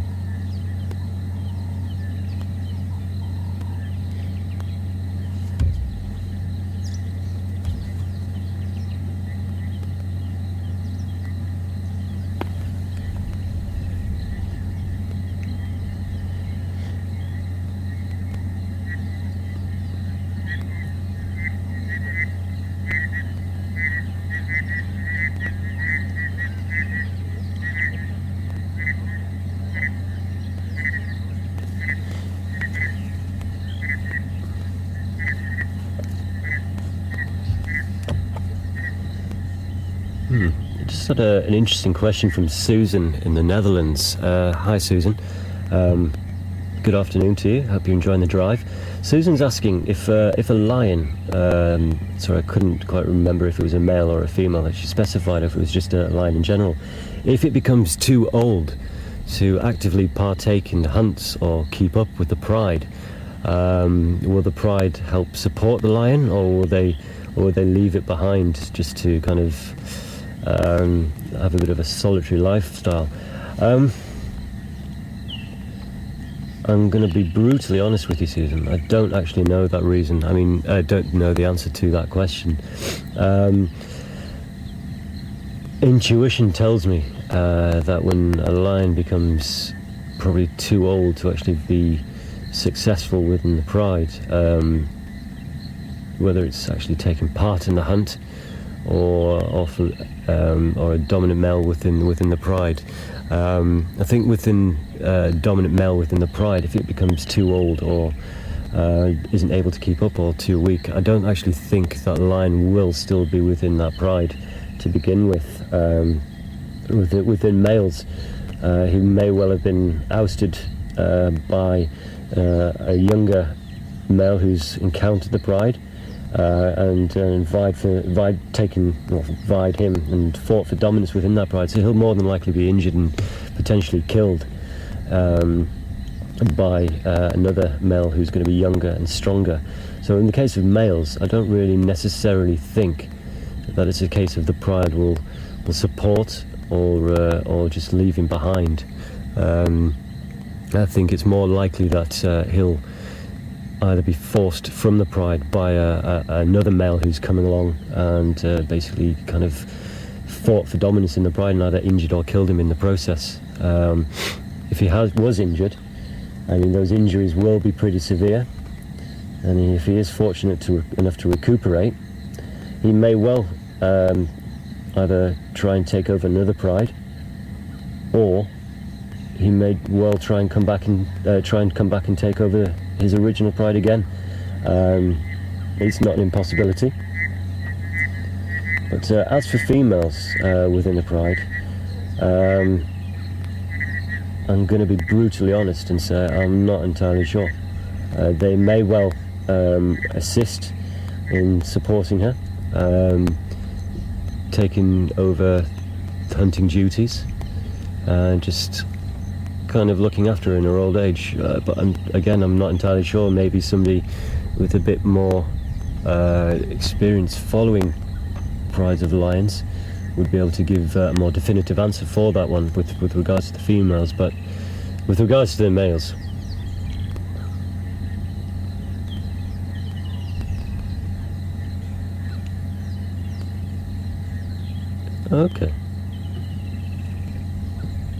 Okay, fantastic. I've just had a bit of research and feedback from Final Control from Brian, thank you. Just saying that during Big Cat Week it was documented. Okay, thank you Robin for your information that was fed to Final Control, Robin, on Twitter.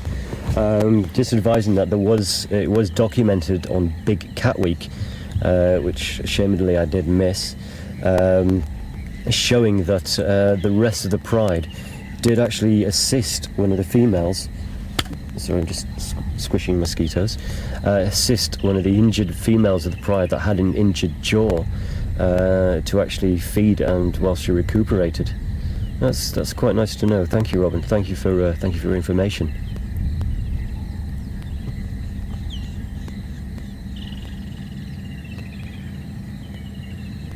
So we're just watching one of these females here. Sorry, as I was saying, we're just watching this the rest of this pride. I don't want to edge too far forward. Just watching the rest of this pride a little bit from a distance, because they were getting a little bit energetic and a little bit boisterous earlier, so I just want to give them a little bit of space. We just had a question through from I believe Hilda in Belgium, asking if other females will come and join this pride.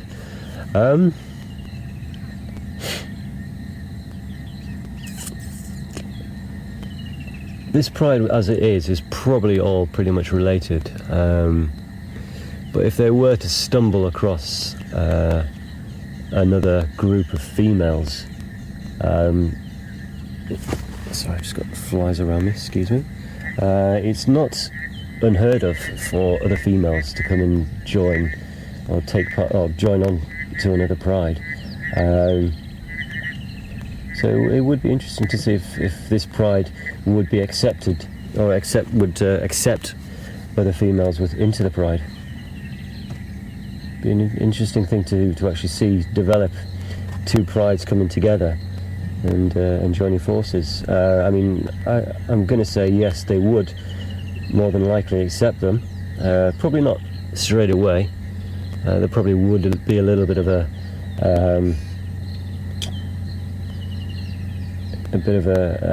kind of barrier, or not barrier as such, a bit of a caution between the two prides to see if there was going to be any aggressive behaviour. But I think after a while, if there was kind of signs that there was no competition as such and these females were willing to kind of join into the pride rather than be aggressive towards them, then I'm pretty sure that they would kind of be more accepting towards them. Now, these guys have just moved forward a little bit and made Jason's job a little bit more difficult. I'm just going to pull forward by about 3 or 4 meters just to give you guys a bit of a better shot. Like I said, I'm not going to push these guys too much. I'm just going to pull forward just a little bit just to give you a bit of a better angle for viewing.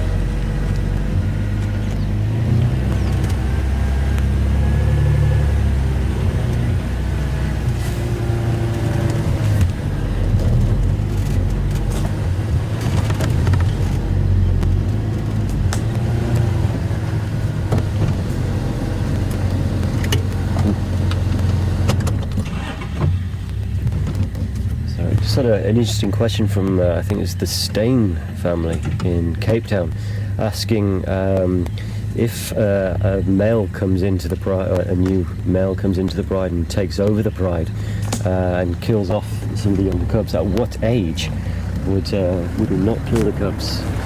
Hi guys.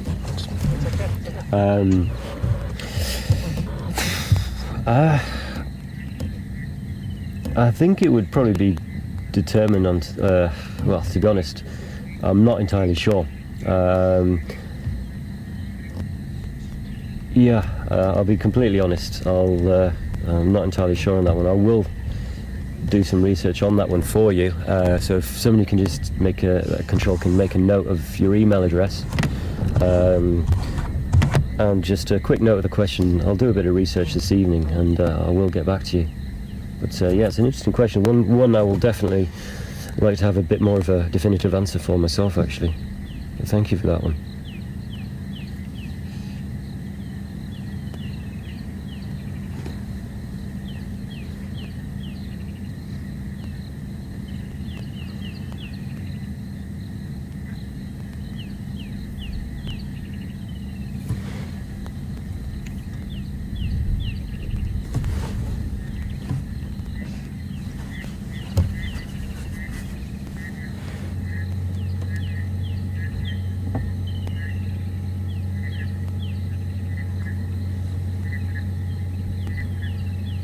Nice family group we've got here.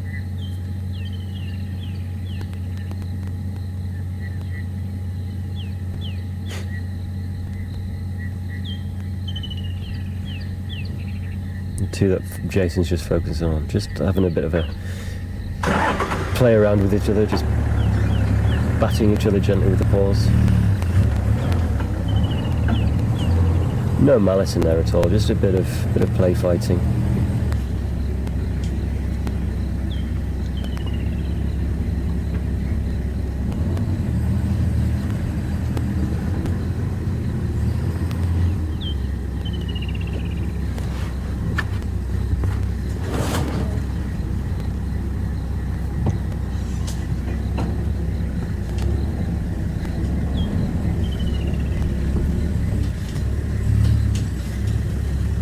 Got one of the game drive vehicles with us. They're just manoeuvring in position to get a good view of these guys as well. That's the noise you can hear in the background.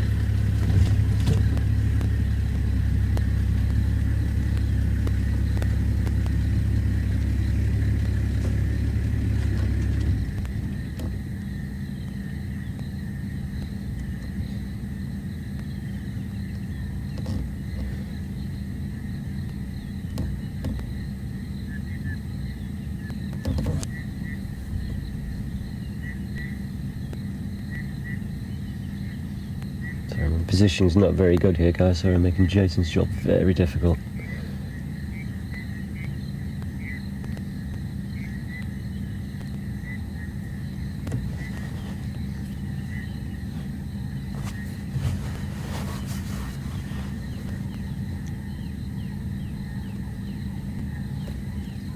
Now, what have you guys heard? There's two kind of at the back of the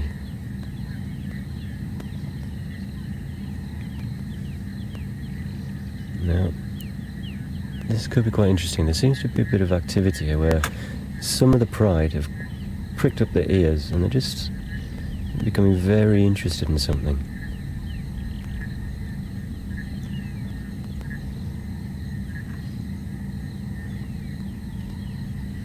I mean, obviously these guys have got a lot better hearing and a lot better sense of smell than we have, so not entirely sure what they've smelt or what they've heard.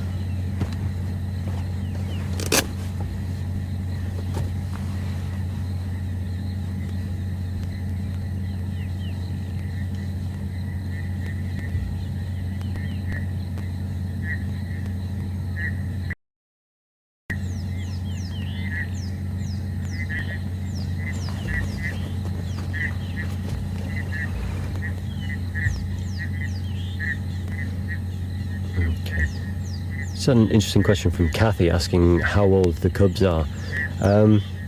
Well, there's a range of ages within this pride. The two smallest ones, I'm probably going to guesstimate anywhere between potentially three to 5 months old. So they're still fairly small. They've still got quite a lot of the spot coloration on their legs, especially towards the thigh area, and potentially on the inside as well. Let's see if a bit later on, because they're a bit in the trees at the moment, so we'll see if we can get a better picture of those spot markings for you. But they're still good. The spot markings are still quite prominent, so it does kind of show that they are still quite young. Oh, she's definitely interested in something. But yeah, the two smaller ones, they're probably somewhere between 3 and 5 months old. Now, the pride's kind of perked their ears up, and just ahead of me, through where this one's walking, just a bit ahead of her, there's another one of the lionesses. She's just kind of stalked into the bush, and just beyond her, the rest of the pride are actually following. Now, I'm going to move off because the road kind of does go in that general direction. So if we're quick enough and we're fortunate enough, we see these guys in a bit of action. Sorry, nearly lost a cameraman in a bump. Sorry, Jason.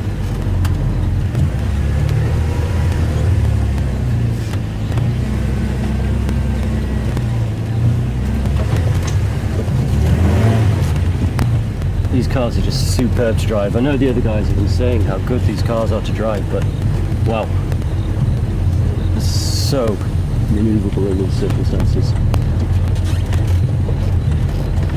Right. Just going to try and head them off a little bit. Kind of a rough direction of where they are going.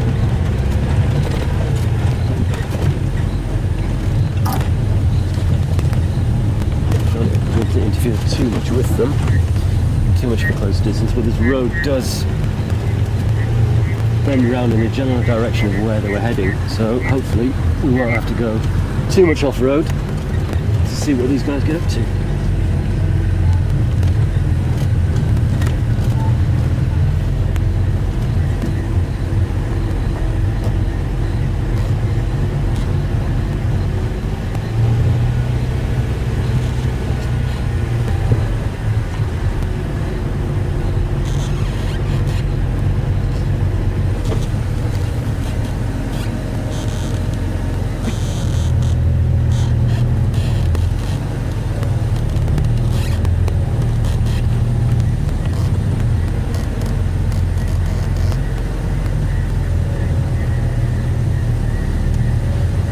these guys have gone into stalk mode, and this is going to be a little tricky. But we're going to keep our eyes open. See what we can see.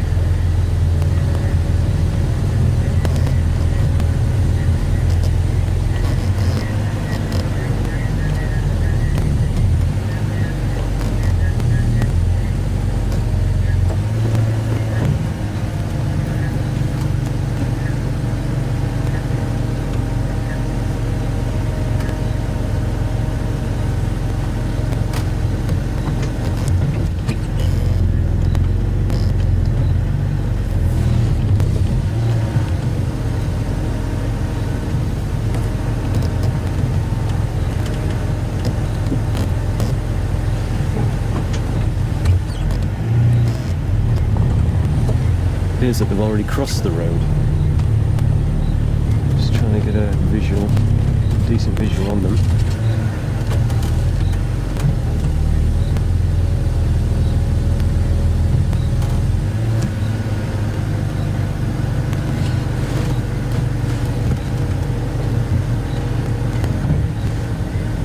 I think I've got them.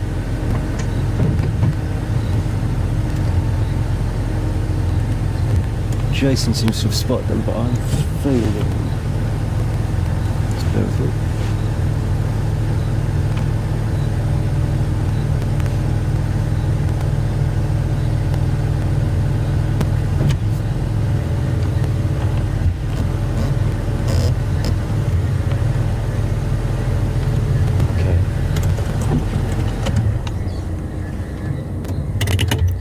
Okay.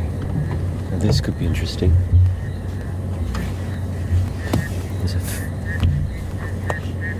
Kudu just in the undergrowth there, female kudu.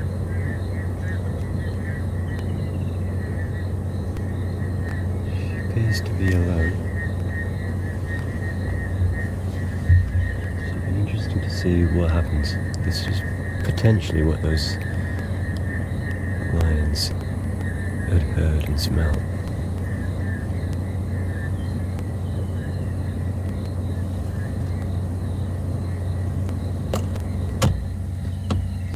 Sit and wait here for a while. We can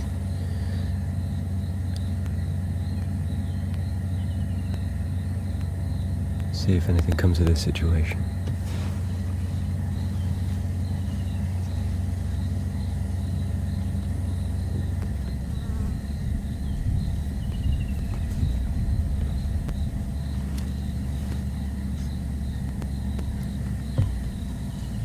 This kudu's very, very alert. Ears pricked up, and those large ears of hers, they're omnidirectional, so that means they're able to turn their ears in any direction to aid picking up any sound.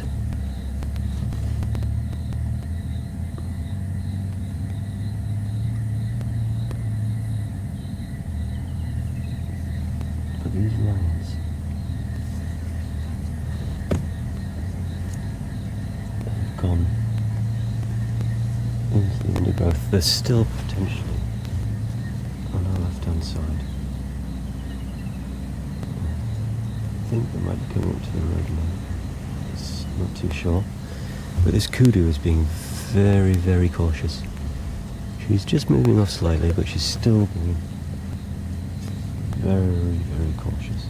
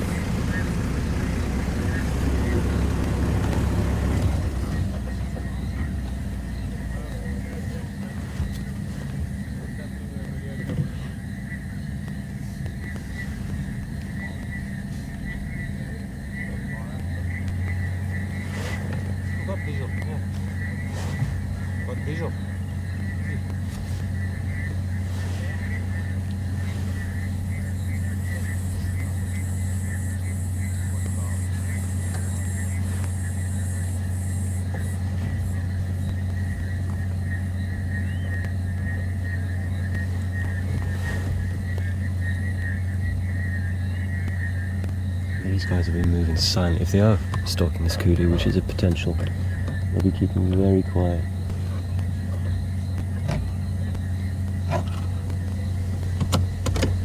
But I'm just going to move forward a bit because they may well have moved.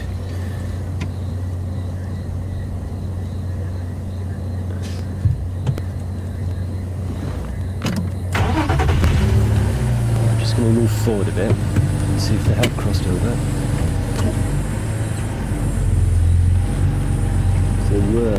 They did look as though they were moving with intent. So we're looking very, very alert. The ears were pricked up. Quite an aggressive stance as they move through the undergrowth. I'm just going to check on the road for any signs of any tracks crossing the road as well, because that'll give us a good indication if these cats have crossed the road or not.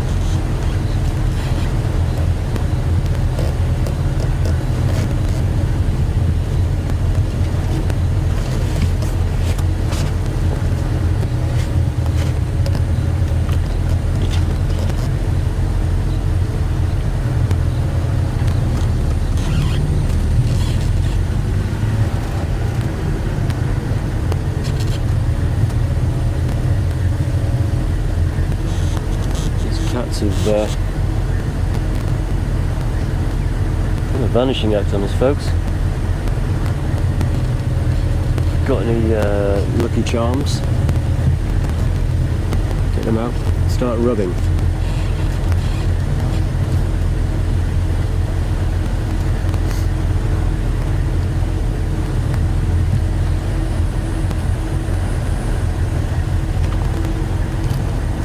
I've not seen any tracks as yet crossing the road, so it is potentially that it's still to our left, or they may have seen this kudu and thought, no, we'll wait for a better opportunity. She was very alert. Those big ears of hers were very, very active. Tuned into her surroundings, listening to the slightest sound.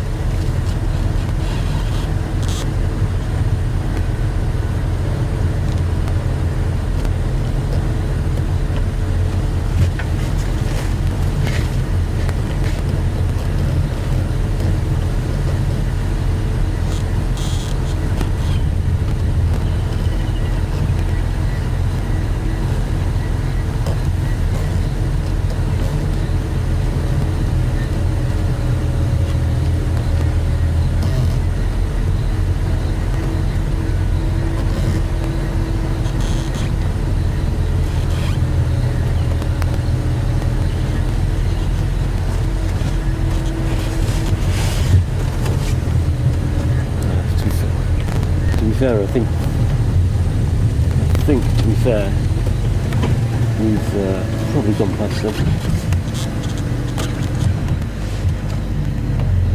Just going to do a quick turn around. There is another 2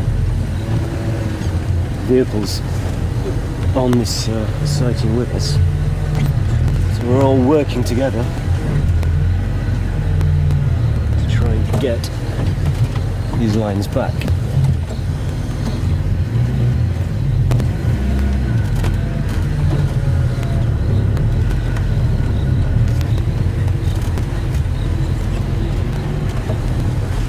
That's the great thing about working within this sort of industry. A lot of people, a lot of the guides and a lot of the rangers, we all work together because we're all working towards a common goal.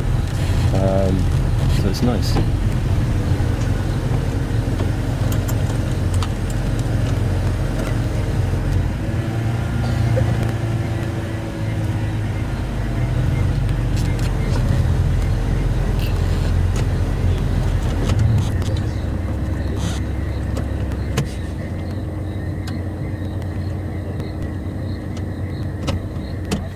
One of the other vehicles has actually helped us a great deal with this. They've actually stopped and they've seen the lions, so they seem to be moving towards us. So we can't really see them at the moment, but they seem to be moving towards our general direction. Yeah, I can see them now. Yeah, here they come. Here they come.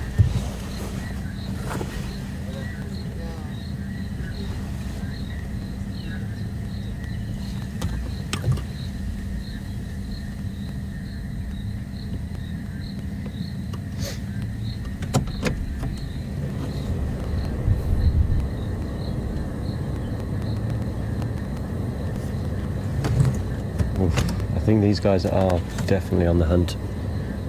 They seem to be moving through the bush with a bit of purpose. Just need to keep an eye on a couple of these ladies as they come past us. They are moving with definite intent.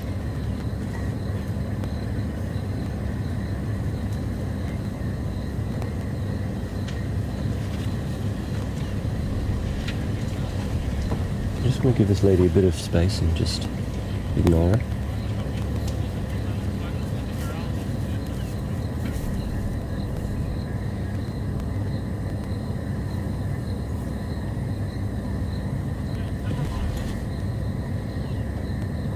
She's eyeing Jason up at the moment. I don't think he's going to taste very nice, darling.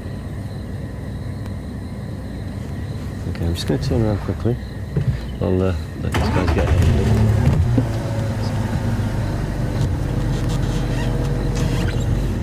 Okay, I'm just going to let this vehicle go ahead of me, and then we'll follow on from behind them.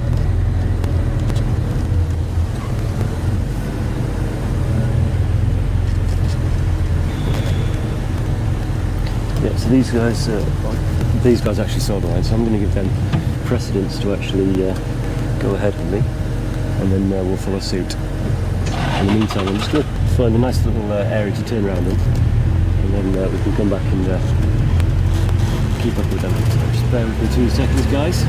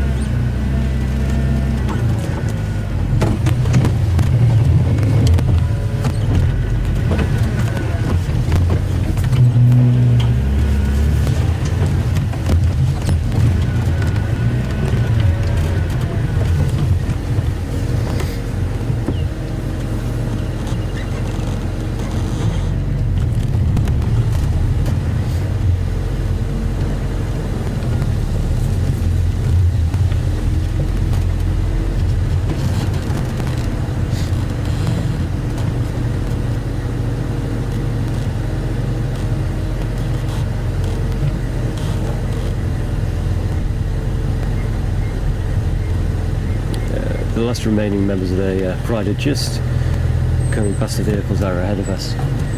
So we'll just patiently wait out, turn, and then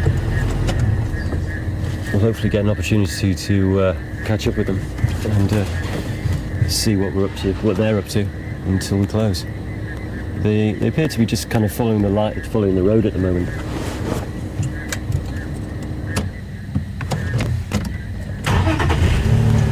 And if I do get an opportunity to kind of get around these guys, I will take it, obviously. So I'll get you guys to have a continued viewing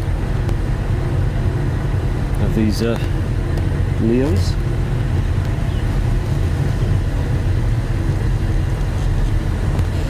And if they do decide to go into the thickets, I will do my best to follow them for you. That's what these vehicles were designed for.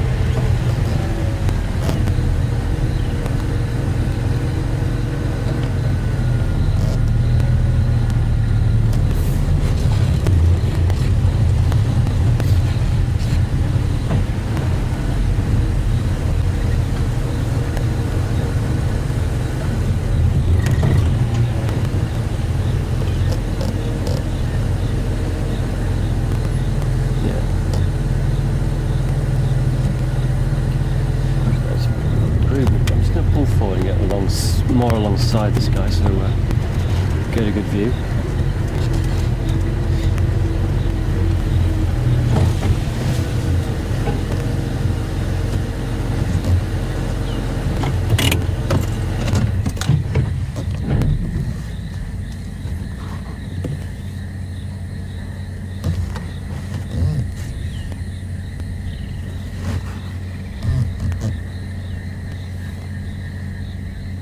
That's definitely a screenshot grabbing moment.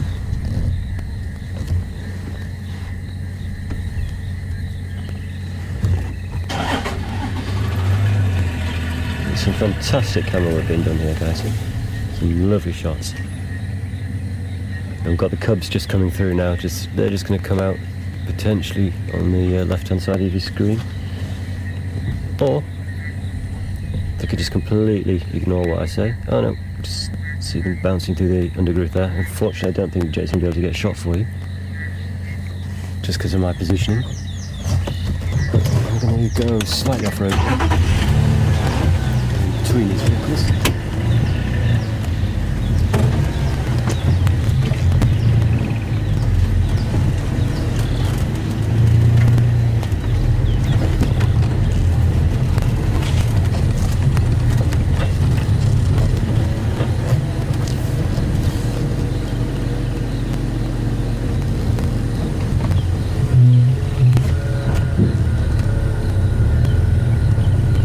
There you go, scampering across the road.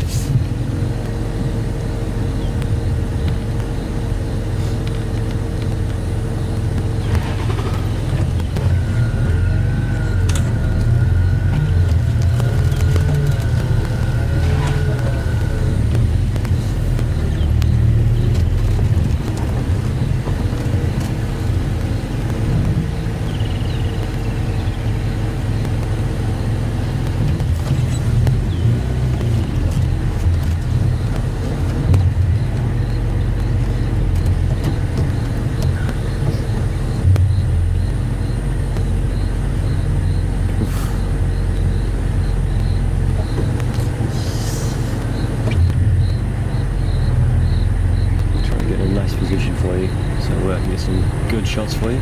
We'll go between these vehicles, should get some nice images.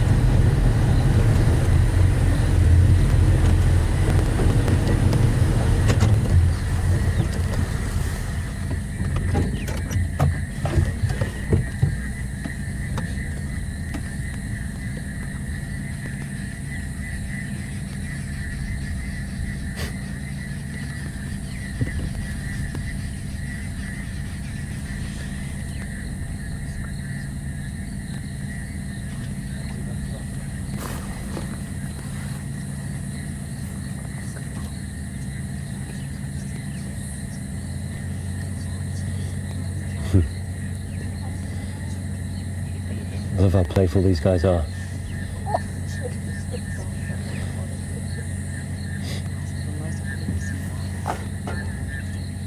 It's a bit of a rough and tumble. It's good practice for when they're older.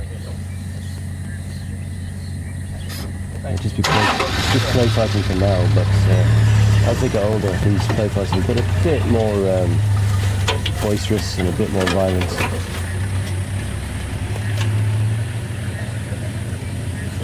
Yeah, good, you? Yeah. I'll give you a shout if the guys come by. That's what they have plans with production. Okay, cool. Okay, sharp, thank you. Cool. No, after you, mate.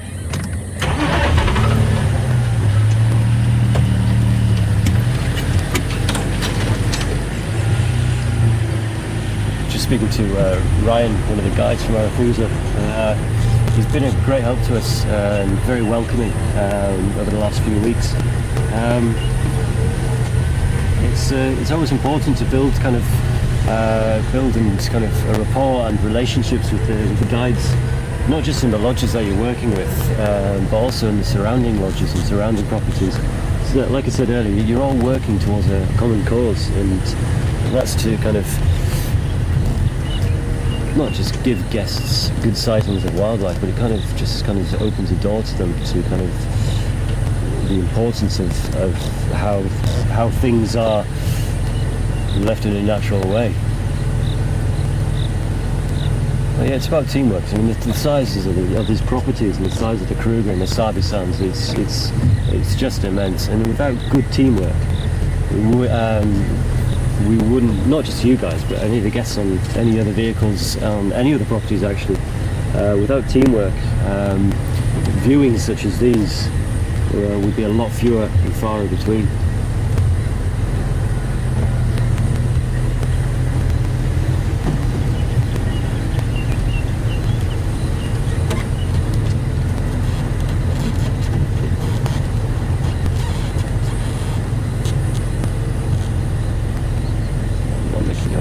Sorry. These guys seem to be following the road, which, to be fair,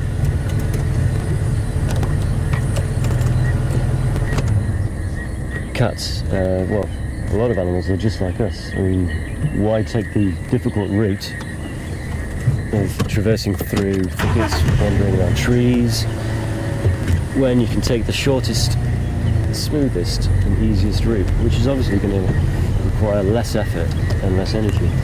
Just if I can get myself positioned.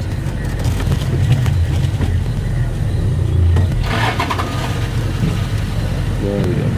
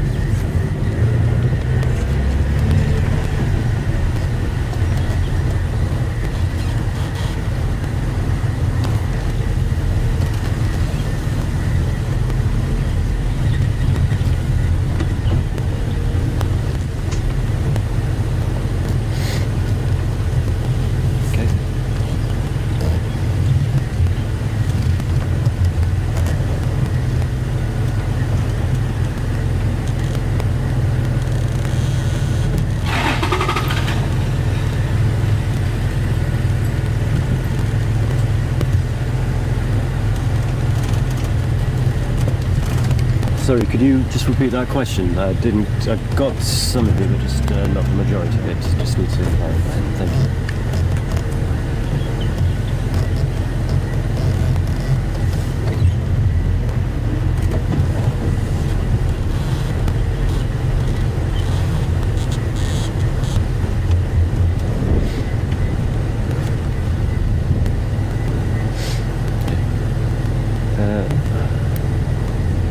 Interesting question from Lewis in New York about hunting strategies of prides, whether they would split up. Some go ahead some of them stay behind, or would they do like a two-pronged attack, maybe flanking?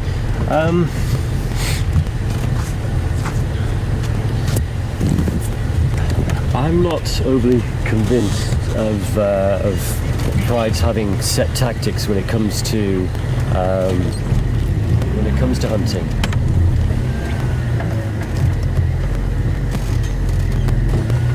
So I'll just change gear.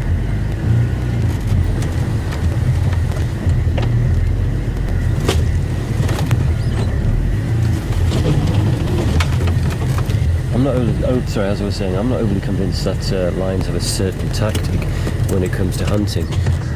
They will play on each other's strengths, but I think it's more of a case of seizing the moment, to be fair, rather than a particular few lions saying, right, okay, you guys go left, we'll go right. And it's just determined by the situation and the opportunities that arise from those. But I don't necessarily think that they have certain strategies where they will flank. I mean, they will work together to kind of single out a particular member of a herd, whether it's a younger member or an elderly or even an injured or a sick member of a herd. They will kind of work in a way to kind of single out that particular animal, but I don't think they've got any particular strategy where they will coordinate with a degree of sort of military type precision. So it is an interesting question. But again,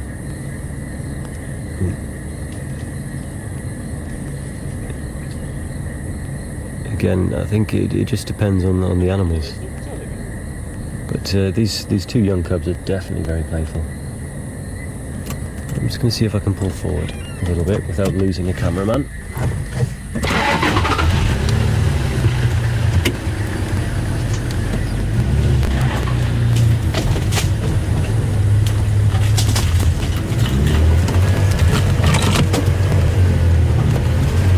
The beauty of these little vehicles in comparison to the big game viewers is I can squeeze through places that they can't. We've got the nice big male just on our right. Well, not the big male, but the bigger male of this particular group.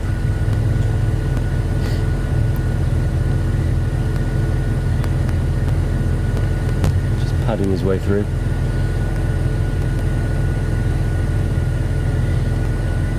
These guys seem to enjoy climbing trees. Now, there's a reserve down in the Natal region of South Africa called Shishluyumfolozi.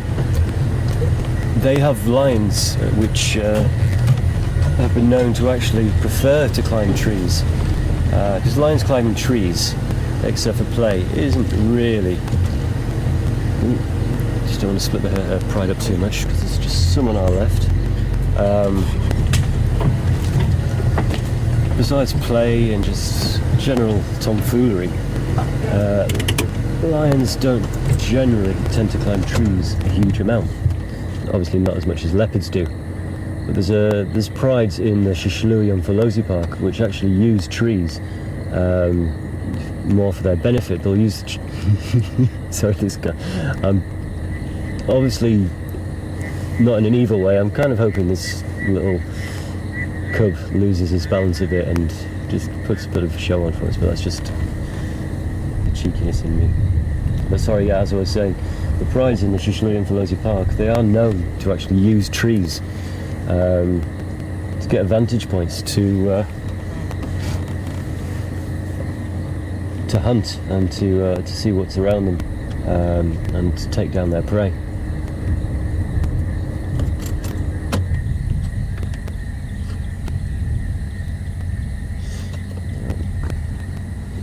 Of lionesses just through the thickets to our left, and if I push through, I might kind of separate them, just giving them a bit of a reason to get agitated. So I'm just going to sit here for a few minutes. We've got a good view,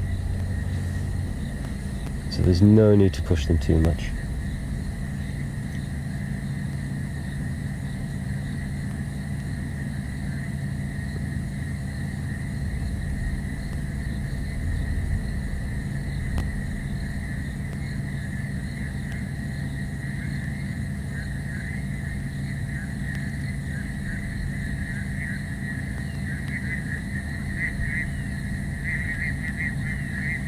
It's a classic lion poser, that one they've got in frames just doing. She just kind of sat laid there, paws in front,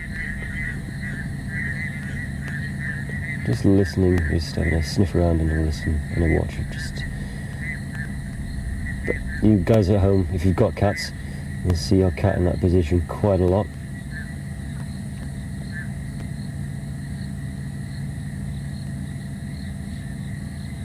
And I wonder how many of you who have cats, with cats in the room, and you just looked at your cat to see if it is actually sat in that position.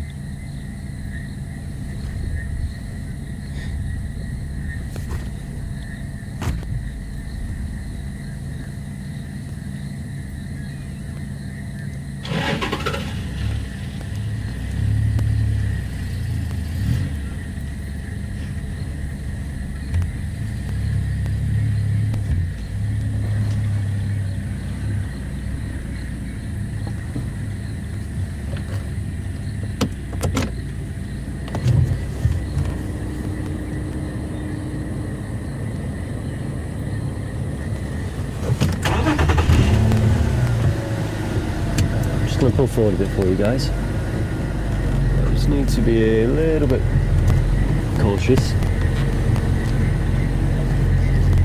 See where these females are.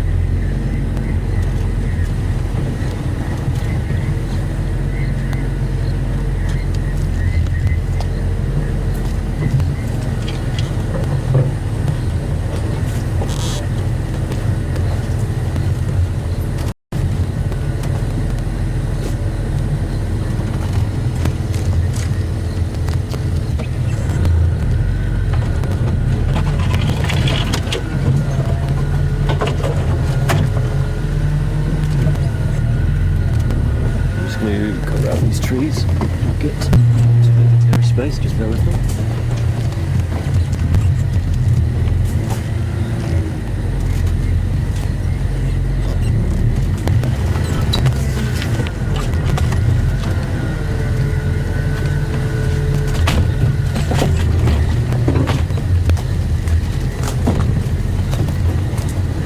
And the rest of the prize just to our right.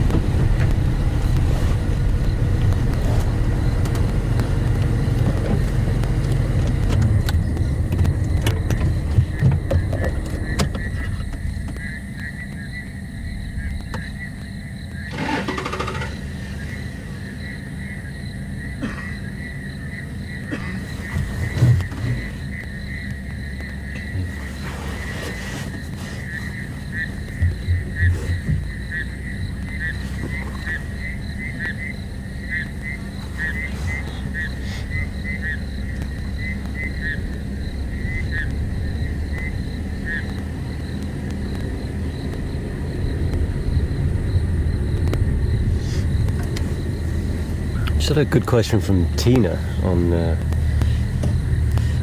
asking if these guys make a kill. It's deep in the bush. Will they vocalize? Will they vocalize to advertise that the killer's there? More than likely not. I mean, the majority of the pride is here. If the pride is here. If there is a dominant male,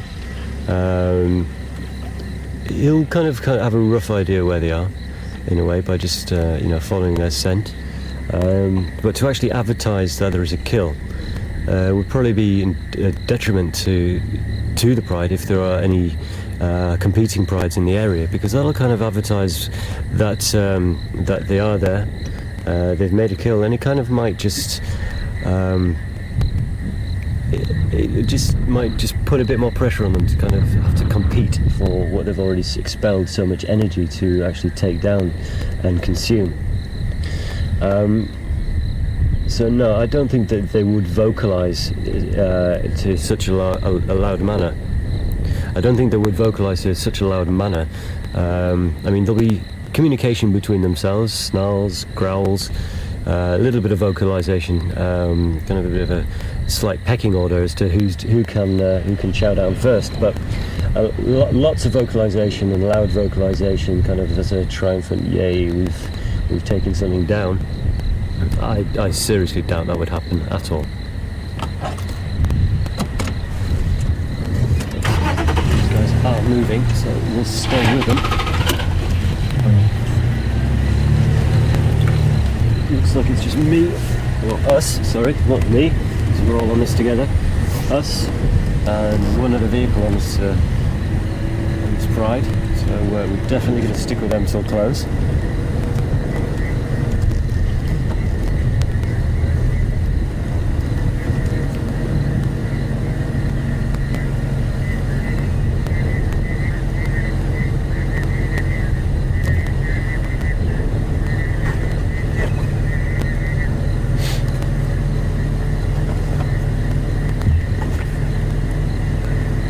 Got the question. I've got two in mind, but I can't be certain. So if we just clarify, I've got two in mind, but I can't 100% be certain.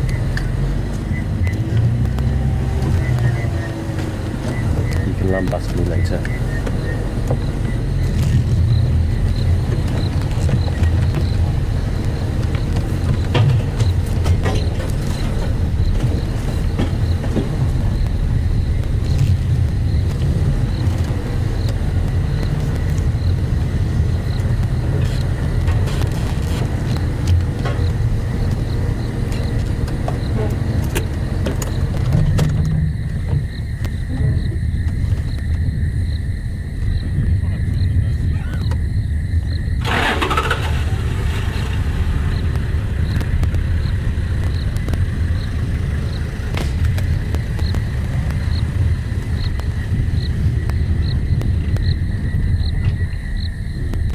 It's a nice shot, that.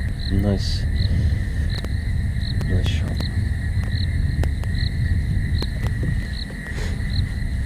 See, they are making their way in stages through the bush, and obviously through the clearings as well. But they're just kind of moving along at their own pace.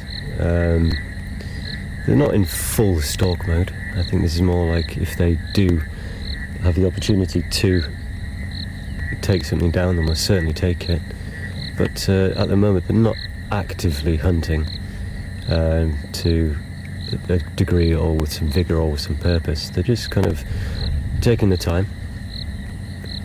Maybe still slightly waking up from the afternoon sleeping exertions, but they're not being too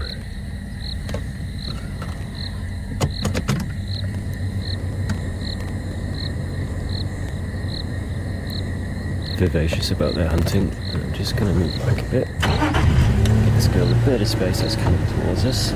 She's been a bit boisterous all afternoon. So I'm just going to give her a little bit of space. Easy girl. Good girl.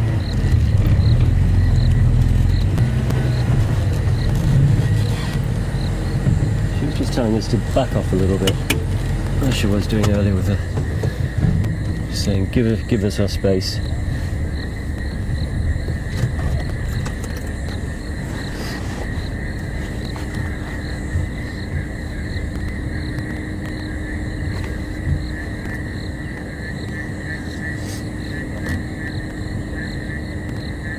Oof, she's got some big gnashes on her.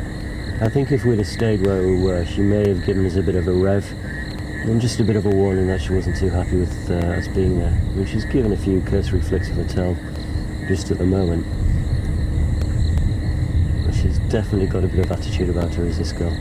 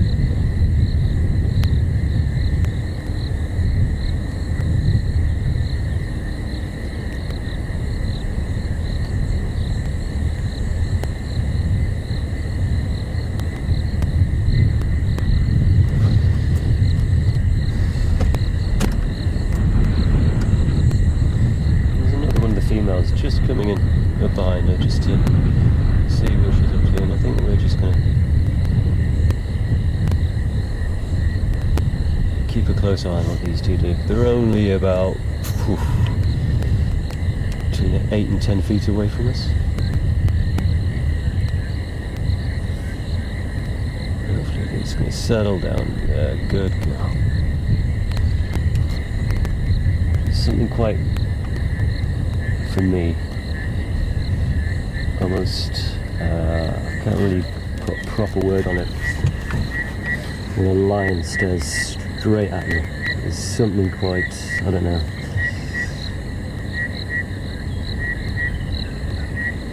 Humbling, as it were. I suppose that's one word I can use to describe it.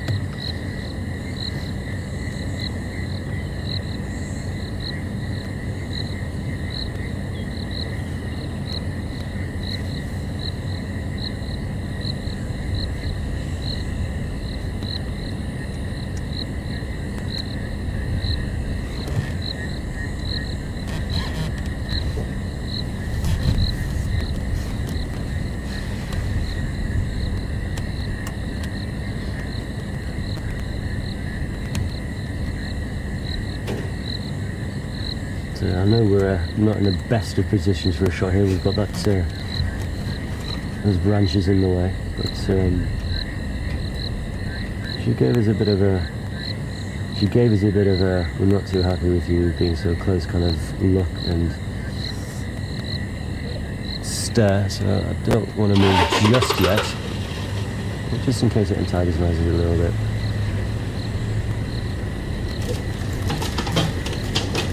The other vehicle is just moving off, so what I might do, rather than pulling forward to get the shot, I'm going to reposition. I'm going to pull back a little bit onto the road and just be able to get you a bit of a wider shot of all these animals together. So just bear with me, guys.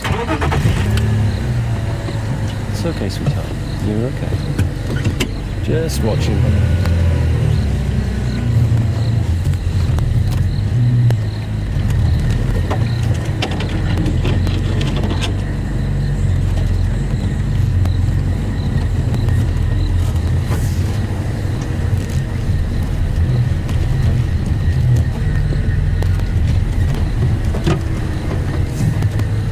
She's definitely not happy with us being here.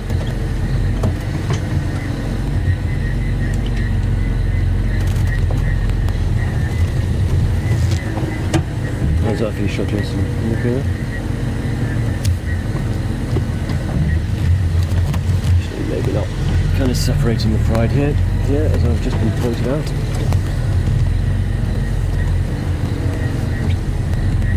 We had one big lioness just keeping an eye on us from the cover of some trees just to our right. I'm just going to pull back so I'm getting a nice shot of her. There we go.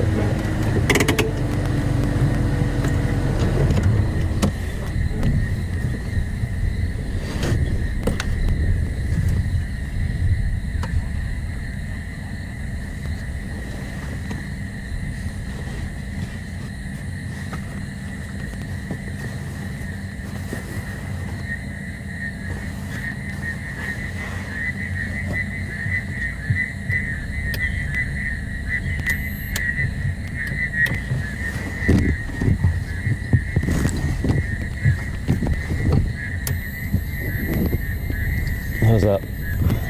Just putting a little bit of light on her. Not too much.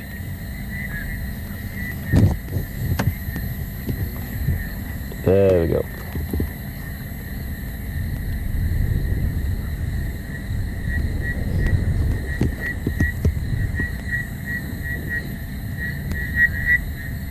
She's a decent sized female.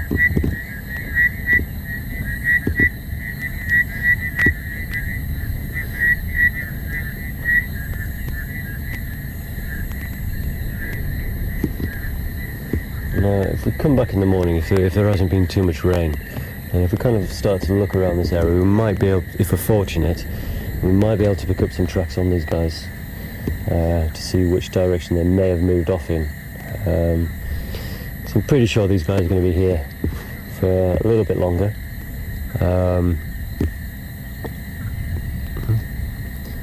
Potentially have a hunt later in the night. So we'll see, maybe see if we can pick up on some tracks in the morning for them.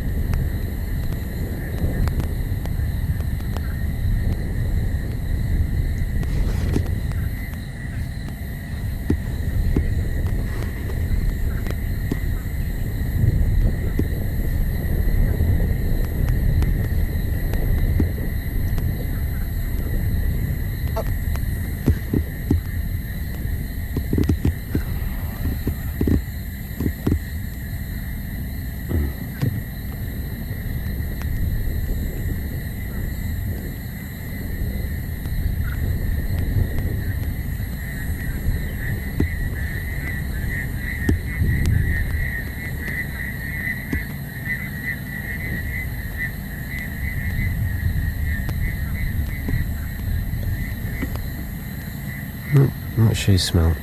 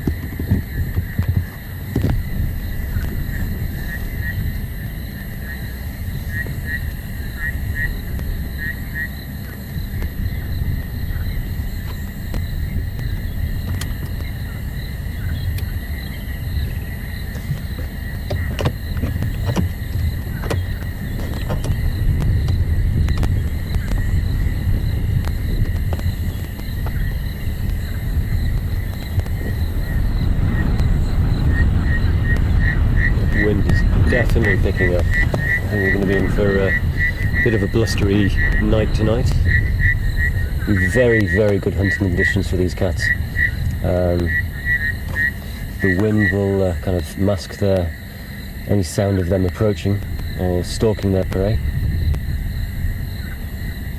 But also, depending on the direction that they're approaching or that they're walking in, if there's any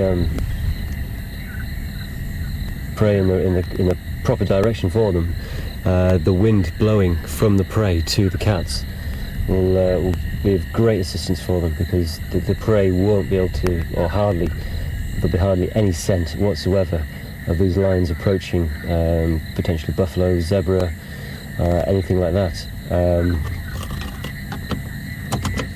But if the wind was in the opposite direction, whereas the wind was coming from the cats to the prey, it's going to give the prey a little bit more opportunity to actually pick up that the lions are approaching them. Also, the sound will also carry further if they were to make any noise. But judging by how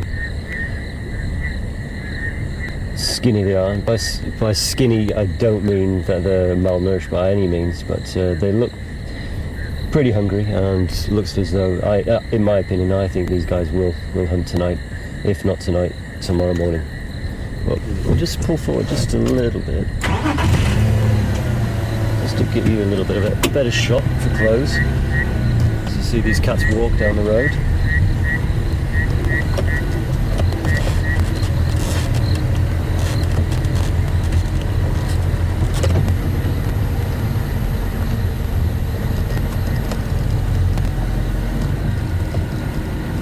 Don't want to dazzle them too much, even though they have got our backs to us.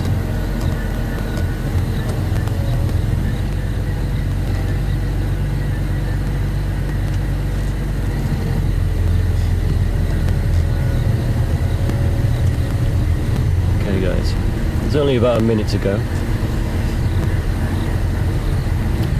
I'm not going to get too close to these guys, but what we'll do is we'll just pull up here, a couple of feet forward, because they do appear to be plonking down again slightly.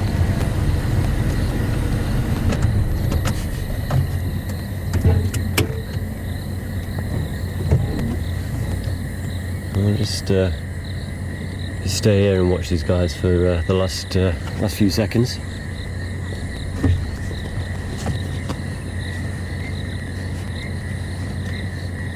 Well, What an absolutely superb afternoon we've had. We saw these lions pretty much from the word go, and had a good afternoon with them, watching some extremely good behaviour. So anyway, from me, it's good night, and we'll see you in the morning.